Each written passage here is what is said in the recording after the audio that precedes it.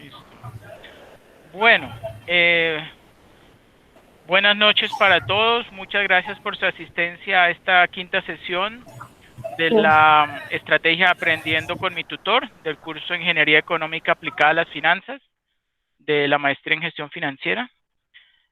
Hoy vamos a ver el tema bastante interesante, son los conceptos base para introducir el tema de la metodología de evaluación de activos financieros Capital Asset Pricing Model.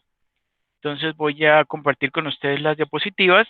Si en algún momento no me escuchan o no ven alguna diapositiva, por favor me informan. ¿Ok?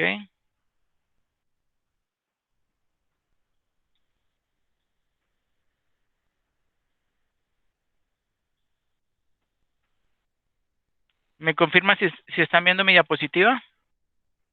Sí, profe. Ok, gracias. Ahorita la voy a ampliar. Listo.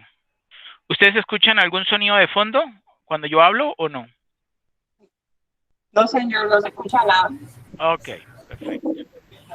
Bueno, muchas gracias entonces nuevamente, como les estaba comentando, es importante, les agradezco a ustedes dos por estar presentes, pero quisiera que los demás también participaran porque este tema es bastante importante, ¿sí? Es, digamos, la parte ya financiera en sí del curso, lo que va a ser manejo de riesgo y rendimiento, como vemos allí, y vamos a ver conceptos como la capitalización continua, valor en riesgo, ¿sí? Que son base para ingresar o para introducir el tema del modelo de asignación de activos financieros en equilibrio, que es el Capital Asset Pricing Model o CAPM. ¿Ok? Permítame cierro esto acá. Listo. Bueno, entonces iniciamos como siempre con unos conceptos básicos. Primero, ¿qué es rendimiento sobre periodo de tenencia o RPT? Es una medida del éxito de los inversores que muestra qué tanto han crecido sus ganancias durante un periodo de tiempo. Para el caso de una acción, ¿sí? O sea, una participación de capital, dicho rendimiento depende del aumento de la disminución en el precio de la acción durante el periodo de inversión, así como de cualquier ingreso por dividendos pues acaecido. La fórmula es precio final menos precio inicial más el pago de dividendos y todo ello dividido entre precio inicial. ¿Sí? La cantidad de pesos ganados por cada peso invertido, ¿sí? Eso sería lo que me diría dentro del periodo de inversión, ¿sí? O sea, la apreciación en precio más dividendos. Podríamos verlo también como simplemente lo que son los rendimientos causados, originados por el pago de dividendos más el rendimiento a causa de la variación en el precio de la acción, ¿sí? Que sería el precio final menos precio inicial, esa variación. Y esa sumatoria de ambos componentes es lo que se conoce como RPT o rendimiento sobre periodo de tenencia. ¿Okay? Segundo, ¿qué es promedio aritmético? Que es el que nosotros conocemos de toda la vida. Es la suma de los rendimientos en cada periodo dividido por el número de periodos. Ejemplo básico. Supongamos que hay unos rendimientos trimestrales de 10%, 25%, menos 20% y 20% durante un año, ¿cierto? Son 4 porque son trimestrales.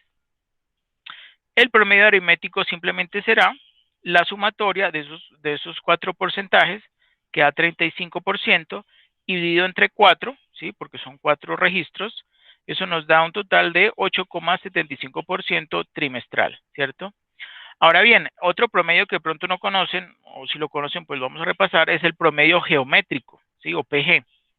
Es el rendimiento único por periodo que proporciona el mismo rendimiento acumulativo que la secuencia de rendimientos reales, ¿sí? Ahora damos un ejemplo que es más sencillo comprenderlo.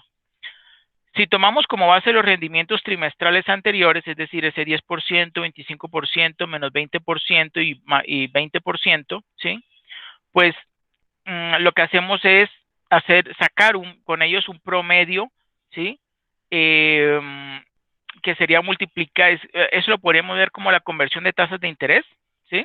Cuando a uno le sumamos la tasa y ese factor de capitalización lo multiplicamos por cada uno de esos porcentajes, en este caso de esos rendimientos trimestrales, como lo vemos allí, 1 más 10% por 1 más 25% por 1 menos 20% por 1 más 20%, y todo eso lo colocamos dentro de un corchete cuadrado, ¿sí? Y lo elevamos a la 1/4, ¿sí? Es como una conversión de tasas. Si lo ven con detenimiento, es lo mismo que una conversión de tasas, ¿sí? Y pues le restamos 1 para obtener el resultado final, ¿sí? O sea, obtener la tasa de interés. En este caso, eso da 7,19% trimestral, ¿sí? También se le denomina este rendimiento geométrico como rendimiento promedio ponderado en el tiempo, ¿sí? Miren que parece también un promedio ponderado, una ponderación, ¿cierto? La diferencia es que vamos sumando 1, ¿sí? En lugar de considerar las participaciones o proporciones de cada uno de esos rendimientos, ¿ok? Aunque lo estamos haciendo indirectamente al elevar a la 1/4, ¿sí? Bueno, ¿por qué se caracteriza? Pues porque ignora la variación de los recursos entre trimestre y trimestre. Bueno, la variación entre los porcentajes, porque esos rendimientos son porcentajes, entre trimestre y trimestre que están siendo administrados.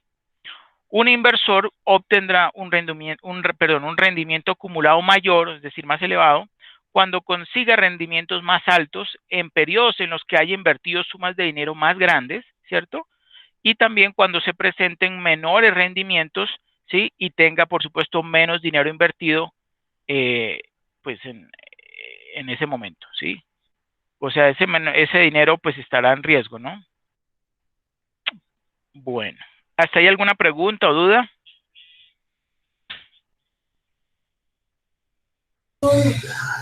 Profe, ese promedio geométrico, ¿cuándo se aplica? Pues mire, ese promedio geométrico se aplica cuando, digamos, no hay, digamos, hay unas variaciones bruscas entre esos rendimientos, ¿sí? Entonces se aplica mucho este rendimiento promedio ponderado o promedio geométrico. Algunos docentes en la universidad, me acuerdo, utilizaban ese promedio para, para sacar el promedio, pues para pasar las notas, y como toca entregar, bueno, en ese momento tocaba calcular el promedio del curso, entonces los profesores utilizaban este tipo de promedio, pues por lo que habían variaciones de que a algunos estudiantes les iba muy mal, a otros les iba muy bien. En promedio pues parecía que a todo el mundo le iba bien, pero pues eso con un promedio aritmético no se puede determinar. En cambio, con un promedio geométrico sí. ¿Okay? O sea, si hay una gran proporción de los resultados que están por debajo de la media, pues por medio del promedio geométrico, pues se va a ver en ese resultado final que va a estar por debajo de la media, ¿sí? Como les acabo de decir, porque supongamos que hubo una gran proporción de los resultados que dio por debajo de la media y unos poquiticos que dieron por encima. En cambio, si hiciéramos un promedio aritmético, muy posiblemente daría casi en la mitad o incluso un poquito mayor, ¿sí? Ese es el problema con el promedio aritmético. ¿Ok? Bueno. Ahora necesito por favor que alguien me colabore leyendo el ítem número 4, la pregunta número 4, por favor.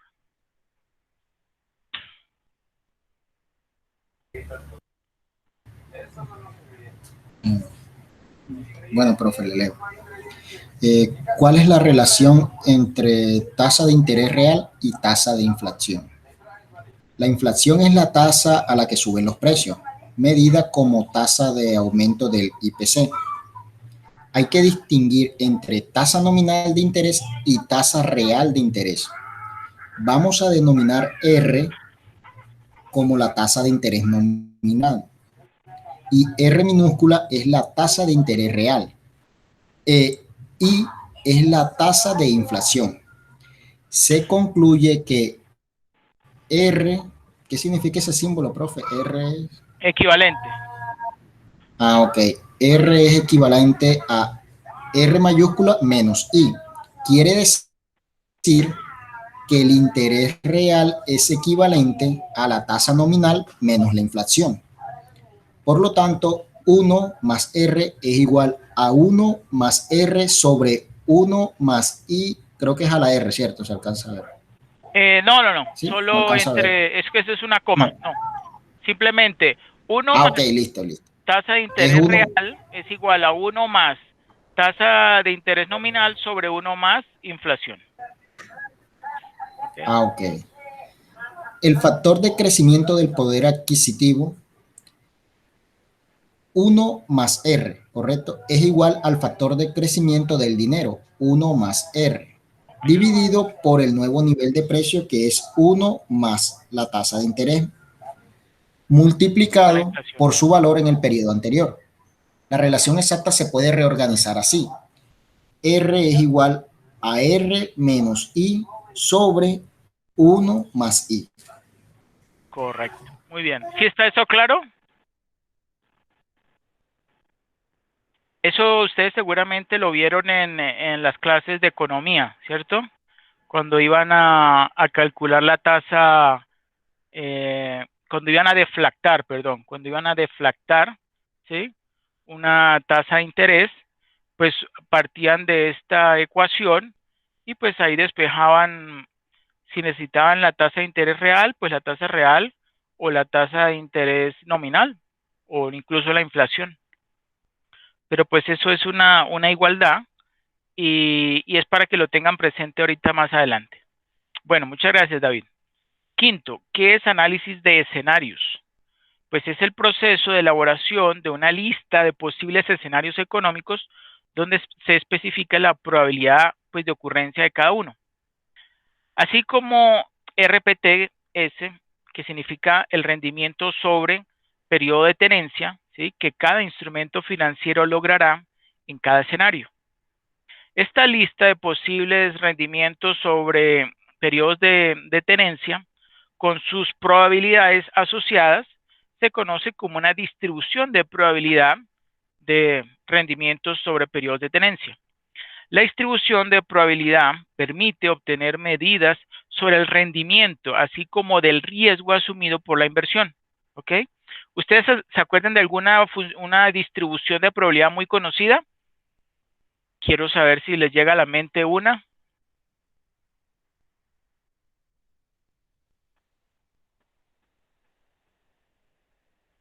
¿No?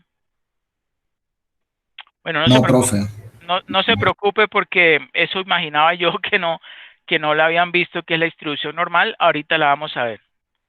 Eso de estadística, pues yo lo vi un poco en el colegio, Lo, por encima, lo de pero distribución normal es lo de la campana de Gauss y eso, ¿sí? exactamente.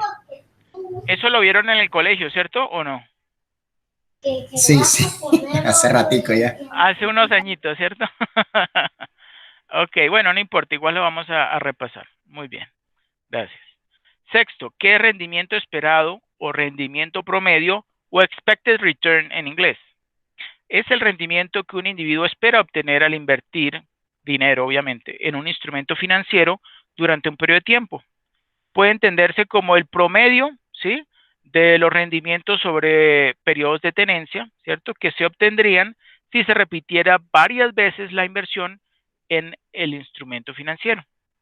Esto es solo una expectativa, ojo, el rendimiento esperado es solamente una expectativa porque el rendimiento real, ¿sí? Que se obtendrá puede ser más elevado o puede ser más bajo. Esa expectativa se puede basar en por ejemplo, el rendimiento promedio, ¿sí? Por periodo que un instrumento haya ganado en el pasado o, por ejemplo, en un análisis detallado de los prospectos, ¿sí? De variación o de rendimientos, perdón, de una empresa o, por ejemplo, también puede basarse en alguna información especial, ¿sí? O sea, información interna o privilegiada, ¿ok? Así es como hay veces se consigue información sobre cuál va a ser el rendimiento esperado de un instrumento determinado, ¿cierto? Eso se llama arbitraje, claro que pues más adelante lo vamos a ver con detenimiento. Bueno, entonces ese rendimiento esperado, ¿sí? Para este caso que estamos analizando el rendimiento sobre periodos de tenencia, ¿sí? Se conoce como promedio de distribución de los rendimientos sobre periodos de tenencia, ¿ok? Porque lo estamos, digamos, enfocando en este tipo de de ganancia o de beneficio que se consigue con una acción que, como dije anteriormente, estamos condicionando dos componentes. El incremento en el precio, ¿sí? Precio final menos precio inicial, más el pago de dividendos si es que se ha dado, ¿cierto? Sobre, pues, el precio inicial. ¿Sí? Así es que obtenemos ese rendimiento. Bueno. Ahora tenemos aquí una tabla donde estamos, permítame un momento que alguien más llegó. Ok, Fabián, listo. Bueno, aquí estamos observando, pues, vemos allí, dice figura 1, análisis de escenarios para el mercado de acciones, ¿sí? Aquí, ¿qué estamos viendo? Estamos viendo 6 columnas, ¿sí? Y 7 filas, 8 filas, ¿sí? ¿Qué es lo que he graficado allí? Entonces, son 4 escenarios, uno severo de recesión, uno de una recesión no severa, digamos leve, ¿sí? Una de crecimiento normal growth, ¿sí? Uno de boom, que sería como de una elevada, o sea, lo contrario de una recesión, como de una expansión favorable, pues, para cualquier país, ¿no? Sería ese boom. ¿Sí? Y eso es en la columna A. En la columna B tenemos la probabilidad, ¿sí? Vemos que esas sumatorias de esas probabilidades pues nos da igual a 1, ¿cierto? Porque simplemente hemos dividido, digamos, sí, hemos asignado una proporción de ocurrencia de esos diferentes escenarios, ¿sí? De esos 4 escenarios, pero pues la sumatoria de todos es el 100, ¿no? Que en este caso, si lo vemos en términos, en números, digamos, en valores numéricos, sería igual a 1, ¿no? O en porcentaje sería el 100%, que es pues su equivalente, ¿no? En porcentaje.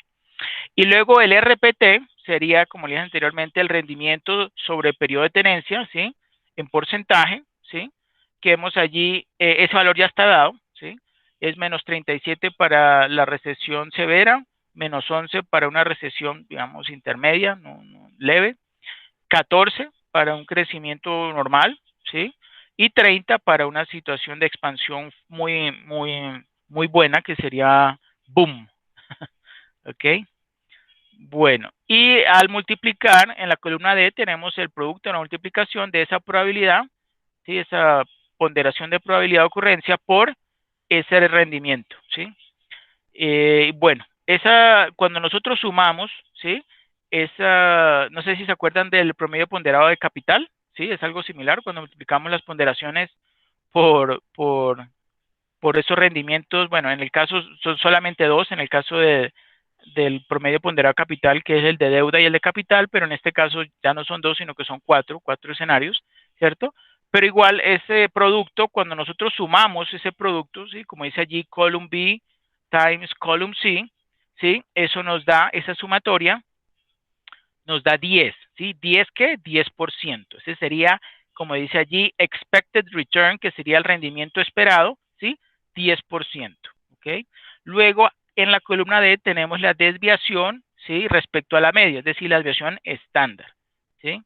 Esos valores, pues ya, ¿cómo se calculan? Normalmente se calculan, pues simplemente a el valor del rendimiento, en este caso para la recesión severa es de menos 37%, ¿sí?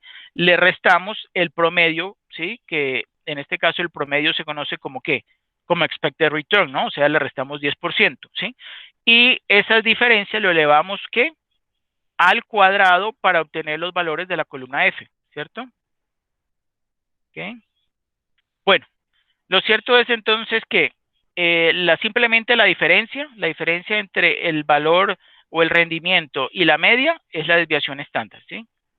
Menos 37, menos 10, menos 47, menos 11, menos 10, menos 21, 14, menos 10, 4 y 30, menos 10, 20, ¿cierto? Ahí lo acabamos de comprobar. Y cuando esas diferencias las elevamos al cuadrado, ¿sí? Pues vemos que al elevar cualquier número negativo al cuadrado, pues deja de ser negativo y se vuelve positivo, ¿cierto? Entonces vemos allí, por ejemplo, 110,45, 110,25, 6,40, 120, ¿sí? Y ojo, esa sumatoria de esas desviaciones estándar elevado al cuadrado nos da la varianza, ¿sí? O sea que esa varianza da 347,10, ¿ok? Y si queremos conseguir la desviación estándar, el standard deviation, ¿sí? Pues simplemente, ¿qué hacemos? Pues le sacamos raíz cuadrada de la varianza, ¿sí? O sea, raíz cuadrada de 347,10 da 18,63, ¿sí? Esto lo he explicado en términos algebraicos. Ahora lo vamos a entender en términos más sencillos, ¿cierto? Bueno, dice, para calcular el rendimiento esperado, ¿sí? ¿Van a decir algo? Sí, profe, le iba a comentar ahí. En la columna B, que es las probabilidades de que esos escenarios ocurran, ¿eso lo asigna, digamos, el ejercicio, algo, ese valor? Sí. Sí. Sí, bueno, ojo, Y el en este RPT, caso, sí. se los doy yo, se los da el ejercicio, pero en la vida real ustedes lo tienen que calcular con base en datos históricos. Pueden conseguir esa probabilidad de ocurrencia con base en datos históricos, ¿sí? Pero eso es más complicado y no nos vamos a centrar en eso. Eso, eso es como ya para hacer como, ajá, pronósticos de algo, de ocurrencia o algo. Sí, Correcto, más o menos. correcto. Profe, y el RPT, disculpe, ese sí lo calcula uno, ¿cierto? Sí, correcto. El rendimiento sobre el periodo de tenencia, como les acabé de mencionar. Entonces, agarrar el precio final menos el precio inicial, sumarle el dividendo que haya pagado y dividirlo entre el precio inicial, ¿sí? Pero pues, como para no tener que darles hacer esos cálculos, pues ya yo ya les di esos valores, ¿sí? Ya yo les di, digamos que las columnas A, B y C, esos valores ya están dados, ¿sí? Los que se calculan son el Ah, D, listo. E y el F, ¿ok? Bueno, entonces seguimos. Para calcular el rendimiento esperado de los datos previamente proporcionados, ¿sí? O sea, los de la columna A, B y C, podemos denominar los escenarios S, ¿sí? Escenarios S, que son esos 4 escenarios, y llamar al rendimiento sobre periodo de tenencia en cada escenario como R, ¿sí? De S, R de S, ¿sí? Con probabilidad de ocurrencia P de S, ¿ok? Ese tiene que ver con el escenario que se esté llevando a cabo. Entonces, en el 1, cuando tiene un valor de 1, pues corresponde a una recesión severa. 2 corresponde a un mild recession, o sea, una recesión leve. Normal growth, el 3, y boom, que es un periodo de pujante, pues de puja, es el 4. ¿Ok? Bueno, entonces seguimos. El rendimiento esperado, ¿sí? Lo vamos a denotar como E de R, ¿sí? Entonces, valor esperado de R, ¿sí? R viene de rendimiento, ¿no? Es entonces el promedio ponderado de los rendimientos en todos los escenarios posibles, ¿sí? Que para este caso son solo 4 escenarios, ¿okay? Con ponderaciones iguales a la probabilidad de ocurrencia de ese escenario en particular. ¿Alguien iba a decir algo?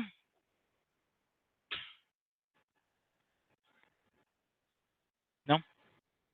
Bueno, tenemos allí a mano izquierda la fórmula. Es bastante sencilla.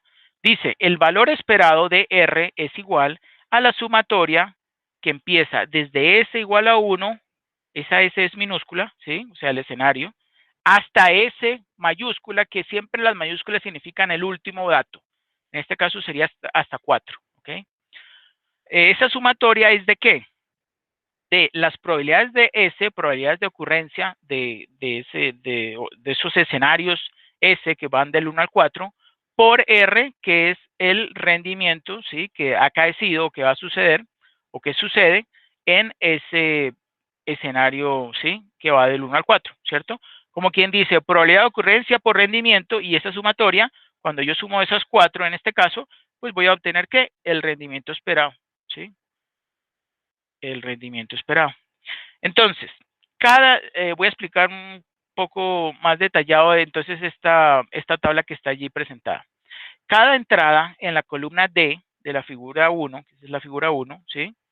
Corresponde a la multiplicación de probabilidad de ocurrencia, ¿sí? Probabilidad de ocurrencia es los valores en la columna B, ¿sí? por el rendimiento sobre periodo de tenencia, que es los valores, los porcentajes que están en la columna C, ¿sí? Por lo tanto, en la celda D7, que es donde se ve allí que dice 10.00, ¿cierto? Se encuentra la suma de estos productos, lo que corresponde al rendimiento esperado, ¿sí? Expected return, que es del 10%, ¿ok? Debido a que existe un riesgo para la inversión, pues el rendimiento real puede ser superior o inferior al 10%. Este es solamente uno de los escenarios posibles, ¿cierto? No es de que yo calculo el rendimiento esperado y ya yo voy a apostarle, ¿sí? A que, no, es que el cálculo que que me enseñaron me dio que el rendimiento me va a dar 12%, entonces yo voy a dar como hecho de que eso va a suceder. No, esto es simplemente un escenario posible, ¿cierto? Lo que pasa es que cuando cuando se manejan una gran cantidad de rendimientos, ¿sí? O diferentes instrumentos, ¿sí? Por debido al teorema del límite central, ¿sí? Que ahorita más adelante lo vamos a ver, ¿sí? Que por una gran cantidad de datos, pues tienden a seguir una distribución normal, ¿sí? Que ahorita también vamos a ver la distribución normal, y entonces por eso es que podemos afirmar que el resultado más probable de ocurrencia es ese valor esperado, ¿sí? Que en este caso es del 10%, ¿ok? Pero no significa que podamos apostarle a que efectivamente ese resultado del 10%, ese rendimiento del 10% es el que vamos a obtener, ¿no? Eso no se puede afirmar, ¿ok? Bueno, entonces, como iba diciendo, si se materializa un escenario de crecimiento, o sea, de un boom, ¿sí? De puja, de crecimiento, pues la rentabilidad será mejor, ¿sí? 30%. Pero si fuera una recesión severa, ¿sí? Como el del escenario 1, ¿sí? Pues habrá, imagínense, una pérdida, un decrecimiento, un rendimiento negativo del 37%, ¿sí? Entonces nos preguntamos, que está ahí resaltado en amarillo, ¿cómo podemos cuantificar esta incertidumbre? El rendimiento en cualquier escenario es la diferencia entre el rendimiento real y el rendimiento esperado. Por ejemplo, en un escenario de expansión, que es el escenario 4, el del boom, ¿cierto? El rendimiento es R4 menos, o sea, el rendimiento en el escenario 4 menos el valor esperado, que en términos porcentuales es 30% menos 10%, que es igual a 20%, ¿cierto? Y en una recesión severa, que sería el escenario 1, el rendimiento que se obtendrá será, o es, el rendimiento en el escenario 1, que es ese menos 37%, ¿cierto? Que es la recesión, menos el valor esperado que ya calculamos, que es el 10%, eso nos da un, un, un, un valor esperado, ¿sí? Un rendimiento esperado de menos 47%, ¿ok? Pero si agrupamos los cuatro, ¿sí? Porque no estamos seguros si va a ser un escenario de recesión severa o de recesión leve o de crecimiento normal o de puja, de crecimiento bastante favorable, boom, pues entonces los cuatro escenarios los consideramos para obtener, digamos, como un promedio, pues bastante promedio, sí, bastante digamos, que tiende a como a un valor de la mitad, ¿sí? Entonces, ese 10% sería pues el escenario promedio más realista de si se consideraran esos cuatro escenarios. ¿Ok? ¿Hasta ahí alguna pregunta o duda?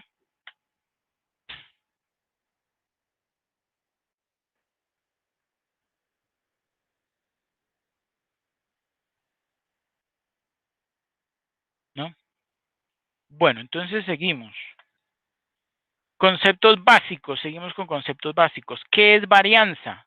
¿Sí? Que se conoce como sigma al cuadrado, ¿sí?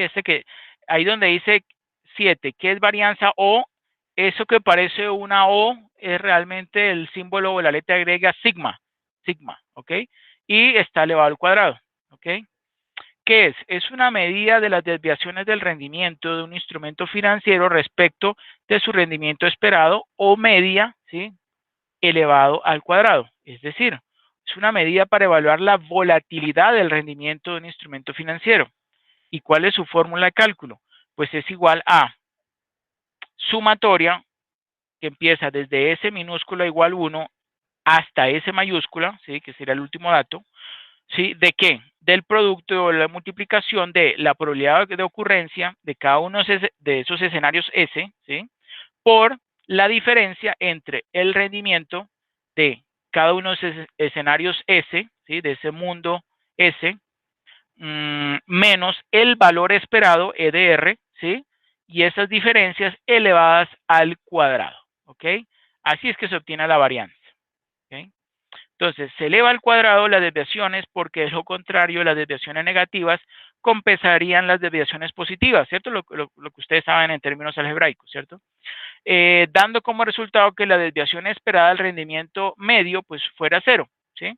Entonces, como quien dice, para que eso no nos afecte el resultado, hubo por allá un reconocido matemático que dijo, no, pues elevemos el cuadrado, con eso no podemos en términos absolutos, ¿sí? Cómo es que está afectando esa volatilidad y aunque haya variaciones negativas, si le damos al cuadrado, pues nos va a dar obligatoriamente positivo, ¿no? Bueno, entonces las desviaciones cuadradas son necesariamente positivas, obviamente, como acaba de mencionar. El cuadrado, que es una transformación no lineal, exagera las desviaciones grandes, o sea, positivas o negativas, y resta importancia a las desviaciones pequeñas. Ojo, eso es una de las características de lo que ocurre con la varianza, ¿sí?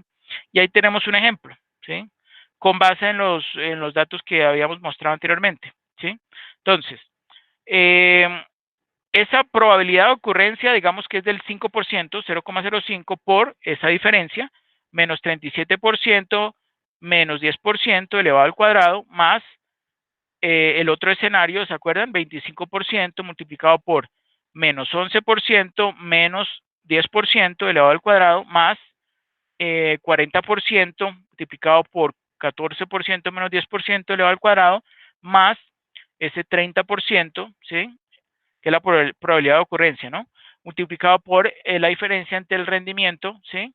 En el escenario boom, ¿sí? Que es 30% menos la media, que es 10%, elevado al cuadrado, ¿sí? Y eso nos da 347,10, que es este mismo resultado que nos había dado acá, ¿cierto?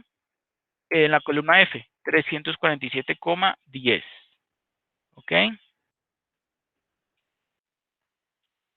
Bueno, cuarto punto, pregunta, ¿qué es desviación estándar? ¿Sí? Ojo, la desviación estándar también es sigma, también se conoce como sigma, no al cuadrado, sino simplemente sigma. ¿Okay? Es la raíz cuadrada de la varianza, ¿sí? Es decir, una medida de riesgo expresada en la misma dimensión o en los mismos unidades o términos, ¿cierto? Que el rendimiento esperado, ¿sí? En este caso, cuando sacamos la raíz cuadrada de la varianza, que nos dio 347,10, pues nos da 18,63. ¿Ok? Profe, disculpe, y Sí. ahí digamos que con respecto a la varianza, ese valor de 347 se indica, digamos, la volatilidad del rendimiento, o sea, se podría decir que está muy elevado, o Mire cuál lo es el, digamos, siguiente, el valor ideal. muy buena pregunta. Mire, la varianza nunca la vayan a analizar. ¿Por qué? Porque es que ese es un valor que no está en las mismas unidades que los rendimientos. Cuando vayan a analizar algún resultado, siempre analicen la desviación estándar, ¿sí? Porque es que la varianza es algo muy, ¿cómo se dice? Es muy difícil de analizarlo y compararlo porque está ya elevado al cuadrado, ¿cierto? En cambio, cuando le sacamos la raíz cuadrada, pues ya lo tenemos o lo hemos convertido a las mismas unidades que el rendimiento esperado. En este caso está en porcentaje. Entonces ya me da como una facilidad de poder interpretarlo, ¿sí? Con respecto, por ejemplo, al valor esperado, que es el valor promedio, pues ya tengo una idea de qué tan esa desviación estándar, qué tan alejada puede estar por encima o por debajo de la media, ¿ok? Porque con la varianza, la verdad, es muy difícil interpretarlo. Muy, muy difícil interpretarlo. ¿Ok? Bueno. Bueno, ¿quién me ayuda por favor leyendo la distribución normal? Vamos a hacer un repaso de la distribución normal. Yo, profe, buenas noches. Bueno, Buenas noches, Fabián. la distribución normal es fundamental para la teoría y la práctica de las inversiones. Su gráfica tiene forma de campana simétrica, con valores idénticos para los tres momentos o medidas estándar de resultados típicos. La media, la mediana, que es el valor por encima y por debajo del cual esperamos el 50% de las observaciones, y la moda, que es el valor más probable. Esta distribución normal de la figura 2 tiene media del 10% y desviación estándar del 20%. Observe que las probabilidades son más altas para los resultados cercanos a la media y significativamente más bajas para los resultados alejados de la media. Pero, ¿qué se entiende por un resultado lejos de la media? Un rendimiento 15% por debajo de la media difícilmente sería digno de mención si la volatilidad típica fuera alta. Por ejemplo, si la desviación estándar de los rendimientos fuera del 20%, pero ese mismo resultado sería inusualmente elevado si la desviación estándar fuera solo del 5%. Por esta razón, a menudo es útil pensar en las desviaciones de la media en términos de cuántas desviaciones estándar representan. Si la desviación estándar es del 20%, ese rendimiento negativo del 15% sería solo 3/4 de una desviación estándar, probablemente desafortunado, pero no infrecuente. Pero si la desviación estándar fuera solo del 5%, una desviación del 15% sería un evento de 3 sigma y bastante raro. Podemos transformar cualquier rendimiento normalmente distribuido R sub i en un puntaje de desviación estándar, primero restando el rendimiento promedio para obtener la distancia de la media y luego dividiendo por la desviación estándar, lo que nos permite medir la distancia en términos de unidades de desviación estándar desde la media. Perfecto. ¿Sí se acuerdan de eso? O más o menos. Sí, señor. Ok, qué bien, qué bien. Bueno, aquí entonces tenemos la distribución normal estándar, ¿sí? Esa es la fórmula, ¿sí? Al rendimiento RI, o sea, para poder calcular, para convertir un rendimiento estándar y ponerlo, digamos, en términos de distribución normal estándar, ¿sí? O sea, estandarizarlo, pues lo que hacemos es a ese rendimiento, ¿sí? Sub I, le restamos el valor esperado de ese rendimiento sub I y a esa diferencia lo dividimos entre la desviación estándar sub I, ¿sí? Ese sub I, ¿qué indica? Pues es como la S, ¿sí? El periodo en el que se esté considerando, o digamos la cantidad de rendimientos que se estén analizando, ¿cierto? Como dice allí, este rendimiento estandarizado que hemos denominado S por R sub I, SRI, se distribuye normalmente con una media, eso es lo importante, lo característico de la distribución normal estándar, que se distribuye con una media de 0 y una desviación estándar de 1. Por lo tanto, decimos que SRI es una variable normal estándar. A la inversa, podemos comenzar con un rendimiento normal estándar, ¿sí? Si fuera al revés, que partimos de un rendimiento que sigue una distribución normal estándar y lo queremos convertir a una distribución normal, pues podemos hacerlo simplemente despejando, ¿no? Como dice allí, a la inversa podemos comenzar con un rendimiento normal estándar SRI y recuperar el rendimiento original multiplicando por, ¿sí? La desviación estándar y volviendo a sumar el rendimiento medio, ¿sí? Como vemos allí. RI igual el rendimiento esperado RI, R sub I, más el SRI, que es el estandarizado, multiplicado por el sigma I. En términos algebraicos fue que simplemente el término sigma sub I que estaba dividiendo lo pasamos a multiplicar, ¿cierto? Y el esperado de RI, pues pasa al otro lado sumando, ¿sí? Y el RI queda ahí, pues, quieto, al lado derecho, ¿cierto? Bueno, eso es álgebra, eso no tiene ningún misterio. Bueno, de hecho, así fue como se dibujó la figura 4, la figura 2, o sea, ¿sí? Esta campana de Gauss. Así fue que la calculamos. Se comenzó con una distribución normal estándar que tuviera media 0 y desviación estándar de 1. Seguidamente se multiplicó la distancia desde la media por la desviación estándar supuesta, que si nosotros suponemos que es del 20%, ¿sí? Y finalmente se vuelve a centrar la media alejándola de 0, agregando un 10%. Esto da una variable normal con una media del 10%, ¿sí? Y una desviación estándar del 20%, ¿ok? Dicha figura muestra que cuando los rendimientos se distribuyen normalmente, aproximadamente 2/3, específicamente 68,26%, lo voy a mostrar acá, ¿sí? 68,26% es cuando hay, ¿qué? Una desviación estándar, ¿sí? O sea, una desviación estándar a la derecha, en la cola derecha, y una desviación estándar a la izquierda, ¿sí? Y que agrupa todos los valores que estén incluidos dentro de una desviación estándar, ¿cierto? Entonces, digamos que ocupan o ocuparían este espacio de la campana de Gauss, ¿cierto? Se agrupan el 68,26% de los datos, ¿sí? Entre menos una desviación estándar y una desviación estándar, ¿ok? Bueno, bueno, repito, dicha figura muestra que cuando los rendimientos se distribuyen normalmente, aproximadamente 2/3, ¿sí? Específicamente 68,26% de las observaciones caen dentro de una desviación estándar de la media. Esa es la probabilidad de que cualquier observación tomada de una muestra de rendimientos, pues no estará más de una desviación estándar alejada de la media, que es 68,26%. Las desviaciones de la media por más de 2 desviaciones estándar son bastante raras, ¿sí? Se espera que el 95,44% de las observaciones se encuentren dentro de este rango, ¿sí? Como lo vemos allí. Cuando son 2 desviaciones estándar, ¿sí? Entonces, digamos que ya pasa ese porcentaje a ser el 95,44%. Y cuando son 3 desviaciones estándar, ¿sí? Que está casi tocando ahí el eje de las X, pues ahí está tomando o considerando el 99,74% de los posibles resultados, ¿ok? Que como dice allí, finalmente se espera que solo 2,6 de cada 1000 observaciones se desvíen de la media por 3 o más desviaciones estándar, ¿ok? Bueno, ahora veamos las propiedades de la distribución normal y el valor en riesgo o VAR. Entonces, dos propiedades especiales de la distribución normal conducen a simplificaciones críticas de la gestión de inversiones cuando los rendimientos se distribuyen normalmente. Primera propiedad, el rendimiento de una cartera que comprende 2 o más activos cuyos rendimientos se distribuyen normalmente, también se distribuirá normalmente, ¿sí? Esa cartera.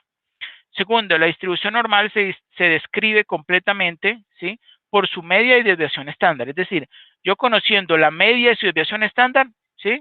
Ya puedo entonces determinar si se distribuye en forma normal, ¿sí? Bueno, no se necesita ninguna otra estadística para conocer el comportamiento de los rendimientos distribuidos normalmente, sí, como ya mencioné. Estas dos propiedades, a su vez, llevan a una conclusión de gran alcance que dice: la desviación estándar es la medida apropiada de riesgo para una cartera de activos con rendimientos normalmente distribuidos. En este caso, ninguna otra estadística puede mejorar la evaluación del riesgo que transmite la desviación estándar de una cartera o portafolio. ¿Okay? Pero ojo, esta desviación estándar, digamos, esta distribución normal se consigue cuando estamos evaluando una gran cantidad de instrumentos financieros. Si son poquitos, ahí sí la distribución estándar pues no va a arrojar unos resultados muy realistas. Entonces habría que utilizar otro tipo de distribuciones, ¿sí? Que, bueno, como por ejemplo si son poquitos datos, la distribución T, ¿cierto? Aunque esa no la vamos a estudiar en profundidad, pero pues para que ustedes sepan, ¿no? Y tiene, por supuesto, unas fórmulas de cálculo un poquito diferentes, ¿no? Bueno, suponga que le preocuparan las grandes pérdidas de su inversión y que se presentara el peor de los casos para su cartera. Usted se preguntaría, ¿cuánto perdería en un resultado bastante extremo? Por ejemplo, si mi rendimiento estuviera en el 5º percentil de la distribución, ¿sí? Podría esperar que su experiencia de inversión sea peor que este valor de solo el 5% del tiempo, o de las veces más bien, y mejor del 95% de las veces, ¿sí?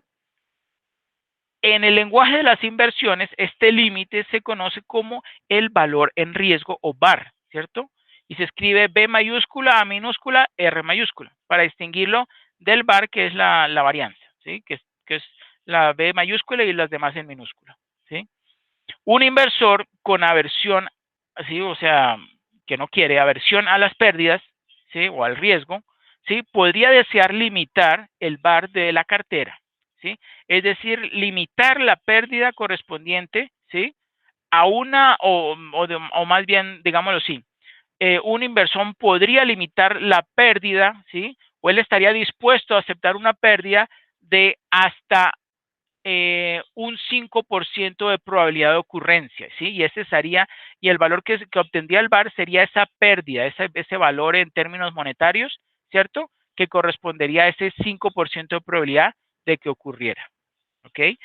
Y entre menor sea esa probabilidad, por ejemplo, puede ser del 2%, del 1%, casi siempre se saca el VaR con el 5%, el 2%, el 1%, pues a medida que se va disminuyendo esa probabilidad, pues el valor de la pérdida que se podría conseguir va a ser mayor, ¿ok?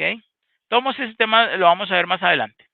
Bueno, continúo. Para rendimientos distribuidos normalmente, el VaR se puede derivar de la desviación estándar y de la media de la distribución.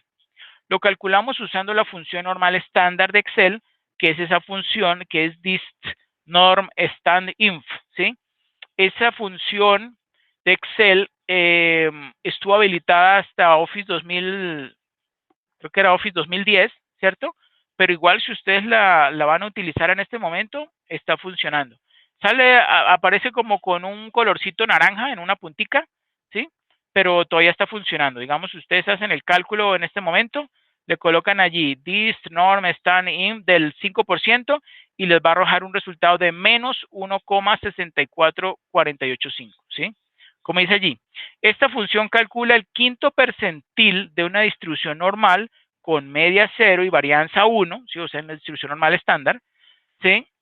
Que es de menos 1,64485. Es decir, un valor que está 1,64485 desviaciones estándar por debajo de la media, ¿sí? Y a eso le corresponde un VaR del 5%, ¿sí? Bueno, y ahí lo vemos también en forma, pues, de ecuación, ¿sí? El VaR es igual al valor esperado más esa desviación estándar con un 5% de probabilidad de ocurrencia o con un quinto, bueno, un 5 percentil, ¿cierto? Multiplicado por la desviación estándar. ¿Ok? Bueno, normalidad a través del tiempo. El hecho de que las carteras de activos distribuidos normalmente también se distribuyan normalmente simplifica enormemente el análisis de riesgo porque la desviación estándar, ¿sí? Que es un número fácil de calcular, es la medida de riesgo adecuada para carteras distribuidas normalmente, ¿sí? Ese es el beneficio. Incluso si los rendimientos son normales para un periodo de tiempo específico, nos preguntamos, ¿serán también normales para otros periodos de tenencia? ¿Eh? Entonces, suponga que las tarifas mensuales de un servicio público, eso es con un ejemplo, se distribuyen normalmente con una media del 1%, ¿sí?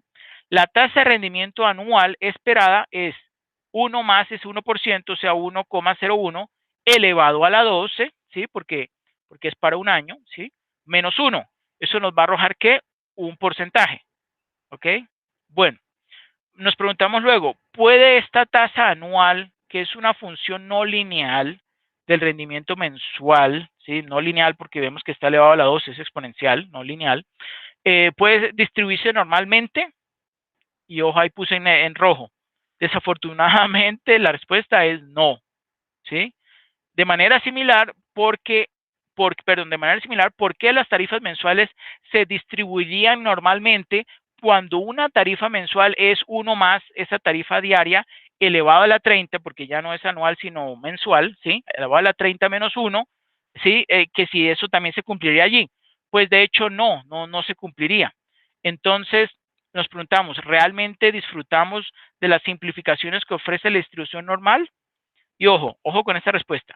A pesar de estas dificultades, sí, porque las acabamos de mencionar, cuando los rendimientos en periodos de tiempo muy cortos, como por ejemplo una hora, un día, unos minutos, segundos, etcétera, se distribuyen normalmente, entonces los rendimientos sobre el periodo de tenencia o RPT, con periodos de espera de hasta un mes, ¿sí? Serán casi normales. Eso se ha comprobado. Por lo que podemos tratarlos como si fueran normales, ¿sí? Como si siguieran una distribución normal. ¿sí? Pero los rendimientos sobre periodos de tenencia de largo plazo, ¿sí? Por ejemplo, que sea en términos anuales, pues se desviarán significativamente de esa dimensión de normalidad, ¿sí? Y si expresamos esos rendimientos sobre periodo de tenencia como tasas de capitalización continua, ¿sí? O sea que se están capitalizando en periodos de tiempo muy cortos, ¿cierto? Pues entonces permanecerán normalmente distribuidas, ¿sí? O sea, si hay capitalización continua, aunque sea un año, ahí sí seguirán o se podrán conseguir resultados que sigan una distribución normal, ¿ok? La implicación práctica es, ¿sí? Ojo, por eso lo puse de color rosado y en violeta lo que viene adelante, que es lo más importante. Utilice tasas de capitalización continua en todos los trabajos en los que la normalidad juega un papel crucial, como por ejemplo en la estimación del VAR a partir de los rendimientos reales. ¿Ok? ¿Por qué? Porque es que los beneficios de utilizar la distribución normal es que simplifica mucho los cálculos.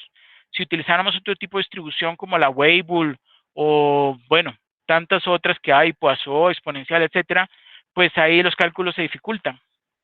En cambio, la distribución normal, como dije anteriormente, es más fácil de manejar y de hacer los cálculos. ¿Okay? Incluso hay muchos modelos de valoración que parten del supuesto de esta distribución normal porque pues es más fácil de comprender para nosotros. ¿Okay? Bueno, ahora veamos la capitalización continua. Seguramente es un tema nuevo para ustedes. Yo voy a ser el primer docente que se los voy a introducir y seguramente lo van a ver con cierta frecuencia. ¿Quién me ayuda, por favor, leyéndolo?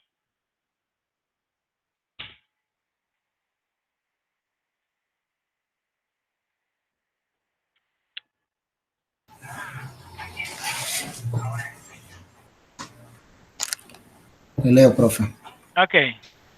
Dice, la capitalización continua es la proyección futura de un capital que genera intereses infinitas veces al año. Es decir, que los intereses se capitalizan en fracciones infinitesimales de segundo.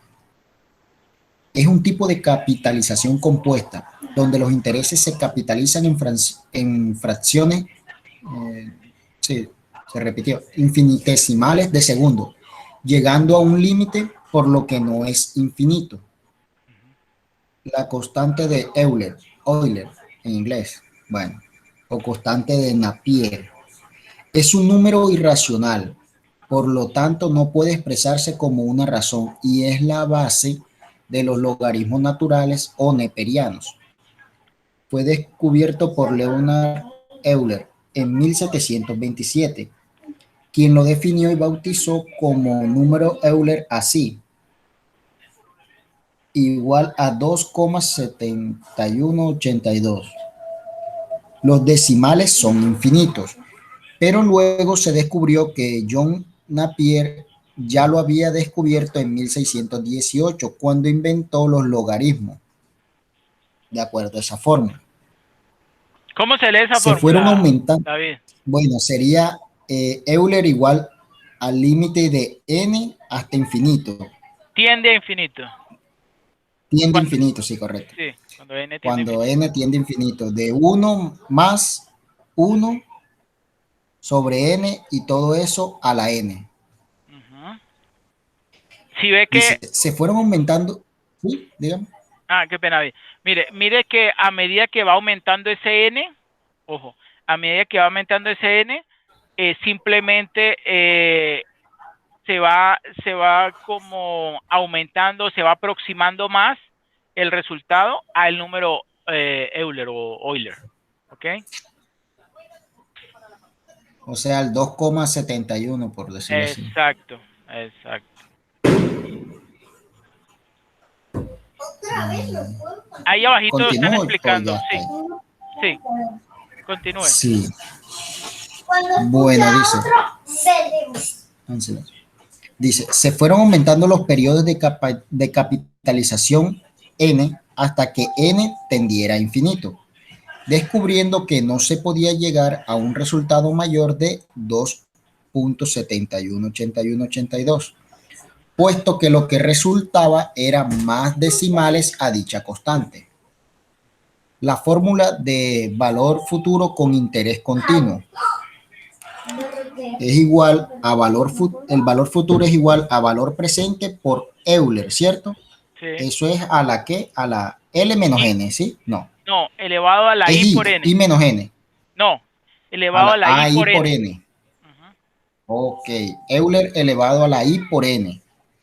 Entonces nos explica que I es la tasa de interés nominal anual. O sea, esa siempre debe estar expresada en nominal anual, la tasa. Bueno, O digamos bueno, por en el cuestión periodo que de nos lo den, facilidad, ¿no?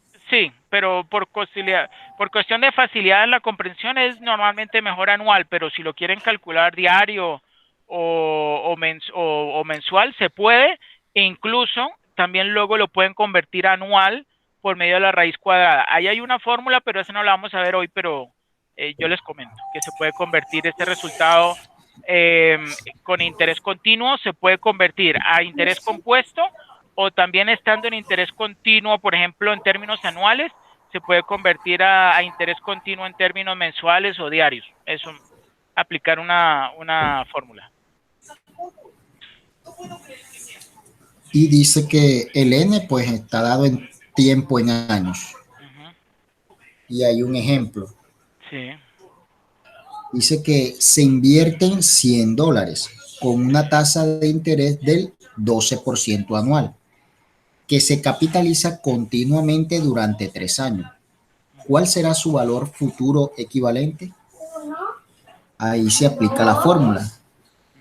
El valor presente que nos lo están dando, que serían la inversión, los $100, por Euler elevado a la tasa de interés, que sería el 12% anual, por N, que sería el número de periodos. En este tiempo, pues está dado en años, ¿no? Correcto. Y nos daría el resultado, es 143, después de efectuar las operaciones, 143.3329. Correcto, muy bien. El valor futuro. Muchas gracias, David. Bueno, ok, ahora esta es la fórmula para calcular el valor presente, ¿cierto? Con interés continuo. Es simplemente despejar la anterior fórmula. Valor presente igual al valor futuro dividido entre Euler elevado a la I por N, ¿cierto? Y ahí tenemos un ejemplo. Se van a recibir $300 dentro de 5 años, con una tasa de interés del 10% anual que se capitaliza continuamente. Nos preguntamos, ¿cuál será su valor presente equivalente? Pues simplemente despejamos dentro de la fórmula. Los 300 lo dividimos entre Euler elevado a la 0,1 por 5, ¿cierto? Y eso nos da 181,9591, ¿sí? Si quisiéramos calcular la fórmula, bueno, la fórmula para convertir una tasa de interés continuo en una tasa efectiva, ¿sí? Es esa que vemos allí.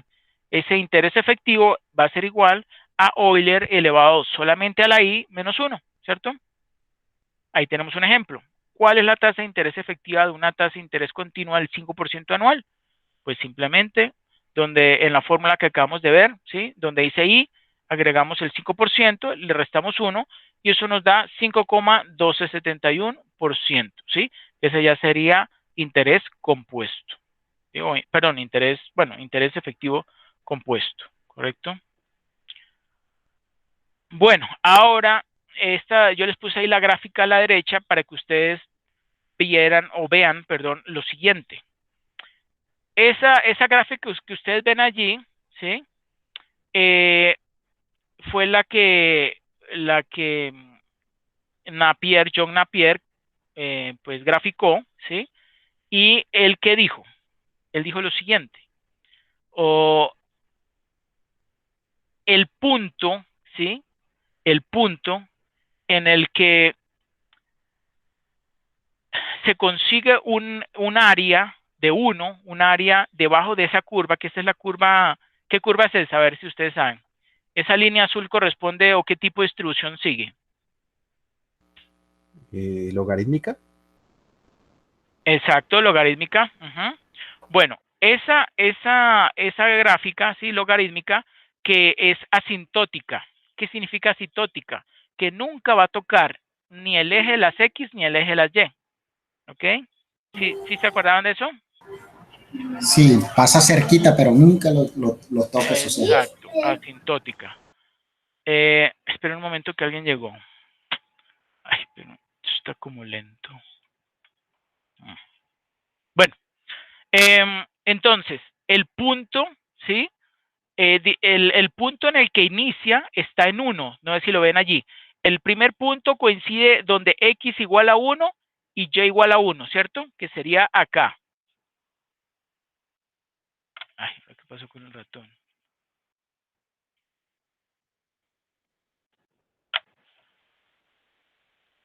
Ay, Dios mío. Eso se puso muy lento. ¿Ustedes me están escuchando? Sí, señor. Sí, Bueno, señor. se puso lento, pero ok, yo les explico. Entonces, esa línea donde corta el eje de las X, ¿sí? Esa línea donde, digamos, empieza esa área sombreada, ¿sí? Es donde X igual a 1 y Y igual a 1, ¿cierto? Pero el punto donde corta el eje de las X es 2.718182, o sea, el número de Euler, ¿cierto? Y el área que hay debajo de esa curva, entre 1 y 2.718182, ¿qué más números? Es 1, esa área es 1, ¿ok? Para que ustedes entonces sepan un poco de cómo fue que el señor, Napier, porque él fue quien inventó los logaritmos, él inventó los logaritmos e indirectamente ya había descubierto ese número bueno, que bautizó Euler como el número de Euler, ¿cierto? Porque precisamente cuando graficó eso, se dio cuenta que el punto en que tocaba el eje de las X era ese número, ¿cómo se dice? Ese número que no se puede expresar en ese número irracional, ¿cierto? Un número irracional es aquel que no se puede expresar en términos de una fracción, ¿cierto? O sea, es un número único, o algo así como un pi, ¿sí? 3,141516, y es más fácil de entender el del pi, pues porque ustedes saben, ¿no? Dentro de una circunferencia, si agarramos entonces el perímetro, bueno, da ese 3,14 veces, ¿cierto? Pero en el caso de Napier, ese número irracional lo descubrió, fue graficando precisamente esa función asintótica.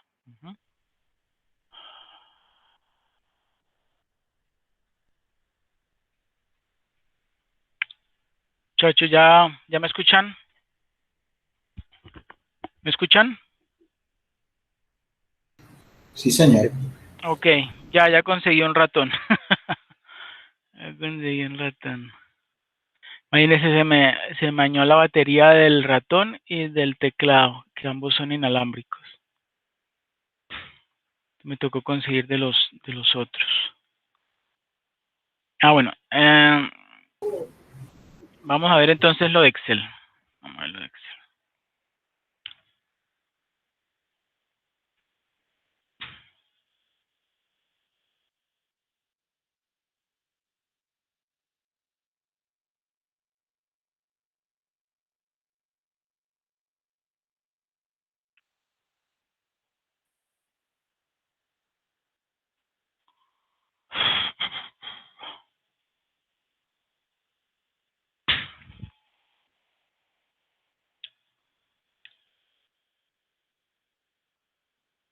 Ya todos hicieron el cálculo. 1 más 1 sobre n elevado a la n.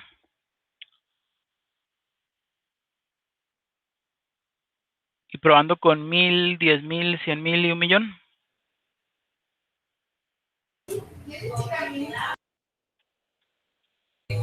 Sí, señor. Sí. Bueno, pues se los quería mostrar, pero ¿todos ya lo hicieron?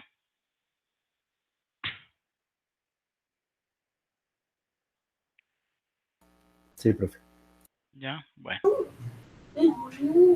No, ese no. No. Entonces vamos a continuar.